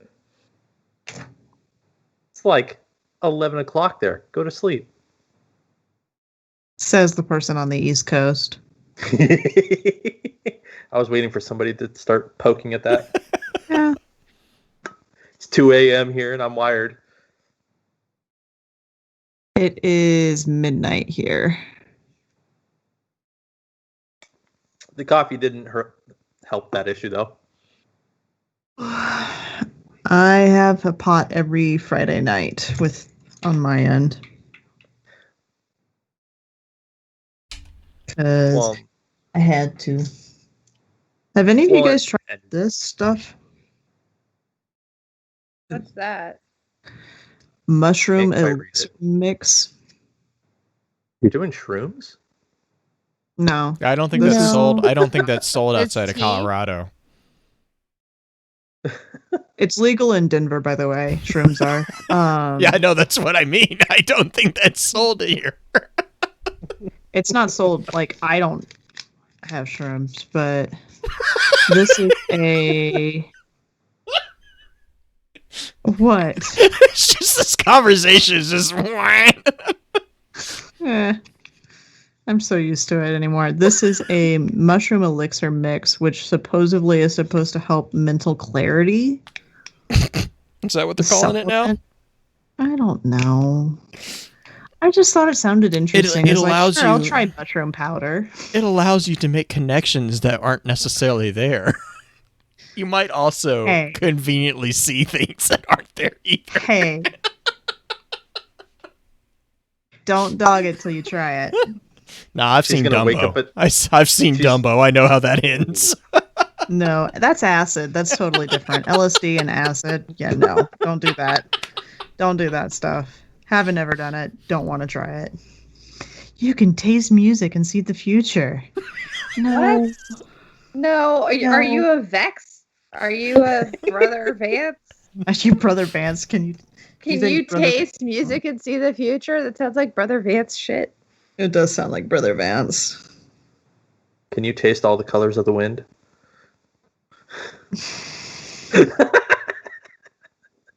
Yeah. I like how E just waits for the Yep. the look of disapproval.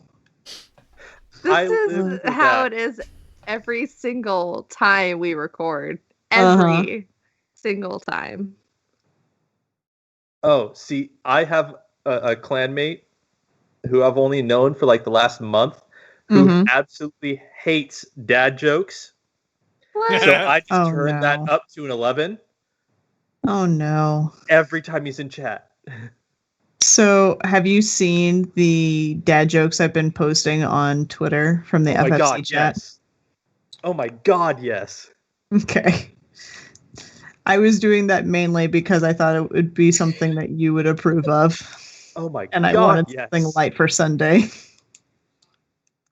Like, I read a couple of those out in the party chat while he was in the party, and he's like, Oh no. your jokes are getting worse. Stop it. I just looked up a website for dad jokes. I have a trigger in my chat for dad jokes. And I love that. it's usually like the first thing I do when I hop in your chat. Yes, it is. Is there a trigger to get the soccer ball anymore in the hangar? Or is it completely gone now because of the cargo in the hangar? No, it's there. Where? It should just be there. It might not be there because it's Halloween. It's not there because of the cargo, I thought, because I haven't seen it since Yeah. the cargo came out. Because you can't play soccer. Well, you 'cause could all just get the stuck cargo. everywhere. Yeah. And like, I had to have one of my clanmates actually point out that there's cargo there because I go over there so infrequently. Wait, there's cargo over there now? Yeah, there's stuff from each of the planets. This is all the shit that Vance, Sloan, Oh. I and Asher haven't and played Anna. Trials since we did that mission, so I haven't had been a- over there. had a fun little debate clarifying that there's fucking the thing. I've seen that before, Blue. You just like it because you made me stutter. The bird logo is not Saint 14 over here. Have you seen? But it's buttered. Have you seen the Skittles ad? Green. The Taste the Rainbow Taste Skittles the Rainbow ad? one. Yeah. Let me see if I can find it real quick. The one that they got in trouble for.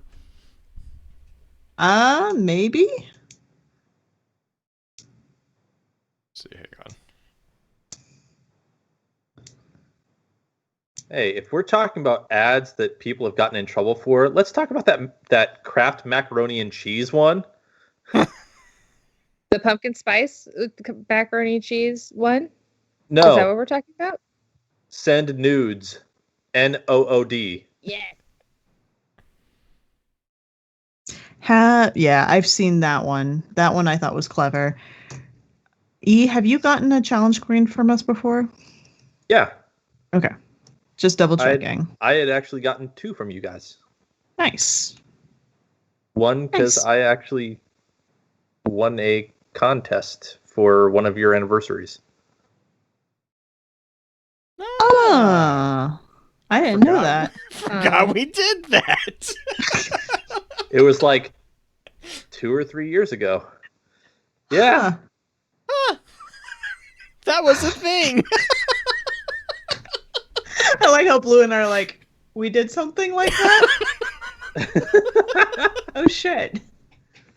Oh, that was what was going on tonight. This is our the start of year 6. Oh, tonight is the anniversary night? Yeah. Wow. I never know if it's the 6th or the 5th. I'd like So yeah, whatever it is. 6 years now? Well, we are entering year 6. Okay, so we've done 5 years. And I've been on since episode 37, technically, was my first episode. And we're at 200 and something.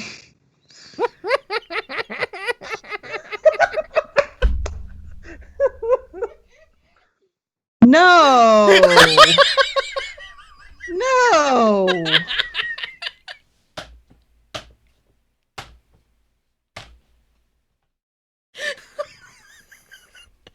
Share the rainbow. Brilliant. It's a rainbow. Horrible, but Yep. brilliant. Mm-hmm. Oh my. Yep. The Reddit thread for it is just hilarious because it's tagged as NSW. And half of the comments are like, that's not NSFW. It's still gross. Oh, E-Bomb's World. They've got some quality posts. They do. You guys are goofy. Uh-huh. Uh-huh. Uh-huh. Let's see here. Oh, I have some good news, Blue. Yes. Potato is sending me another. He says he has a early Christmas present for me, which I was like, context. But he is sending me another lore book he's recorded for DLA, which is exciting because his most loyal is amazing. Google Sheets added smart fill. Uh-oh. I'm sure it's not what I'm hoping it is because they don't have fucking key tracking. So,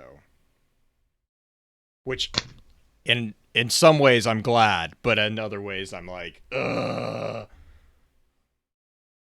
I'm just leery of anything that has smart the fill, word that's smart in it. Yeah, no, smart fill. It's not. It's predictive filling. So like if you do 1, 2, 3, 4 and you highlight them, it's the same thing. Yeah. The average person does not know. Oh, so like smart series filling. means when it comes to programming is. What?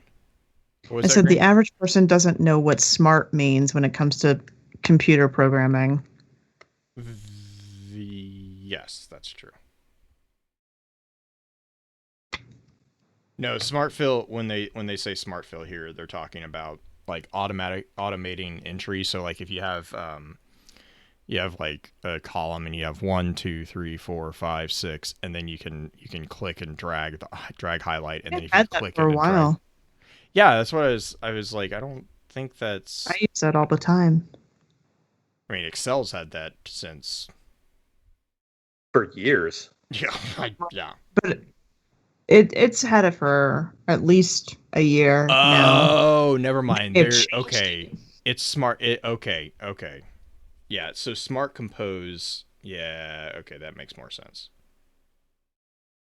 Because the predictive filling, I use that for creating calendars all the time. Yeah, so this is a little bit. It's similar to predictive filling, but you can use wildcards within the column headers to generate like formatting for like context-based values based on other cells. Night Doom. Night Doom. So like here, this is that's not too bad. Like I mean, again, Excel's had this for a long while, but Okay. No, my frustration with the lack of key tracing for Google Sheets is the fact that because they don't have that functionality, you can't conditionally highlight the row or column that is active because it's not technically tracking where you are on the sheet. It's tracking what information was last input once you are out of the cell.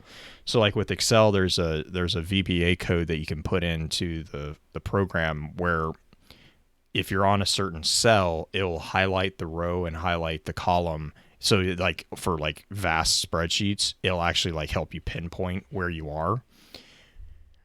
So like Google Sheets, they don't do that. It's very, very frustrating. Also because Yeah. Google Sheets is not meant to do massive spreadsheets. Yeah. Though I did figure out finally the other day how to what was the thing that I figured out?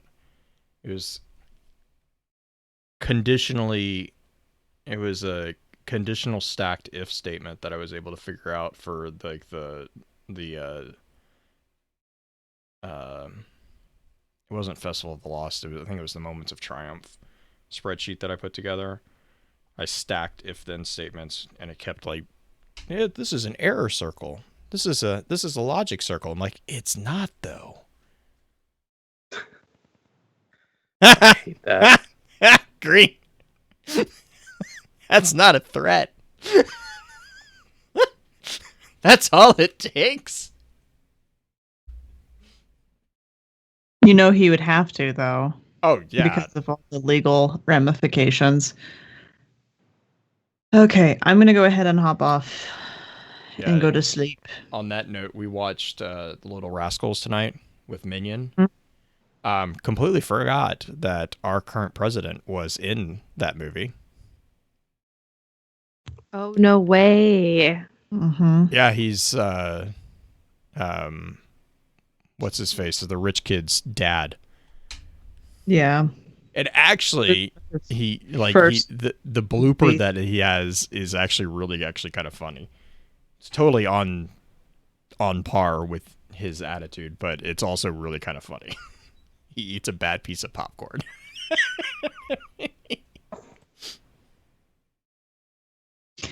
Yeah, that movie. I just remember it actually held up. Like it was actually like watching it tonight. I was like, actually, there's a lot of movies that I watch and I'm like, no, that's not good at all. Like that's literal trash. This one was like, it's consistent. But yeah, he showed up at the end, and I was like, Anna and I both were like, what? we were like, hey, Minion was jumping on the trampoline and was like, hey, look, that's our president. His reaction was like, what? I was like, yeah, that's on par. That's an appropriate response. Yep. Yeah. Stream, you guys have a great night. We will see you. No, not next week. No, not next week. See you the 30th. Yay. Bye, stream. See you, stream.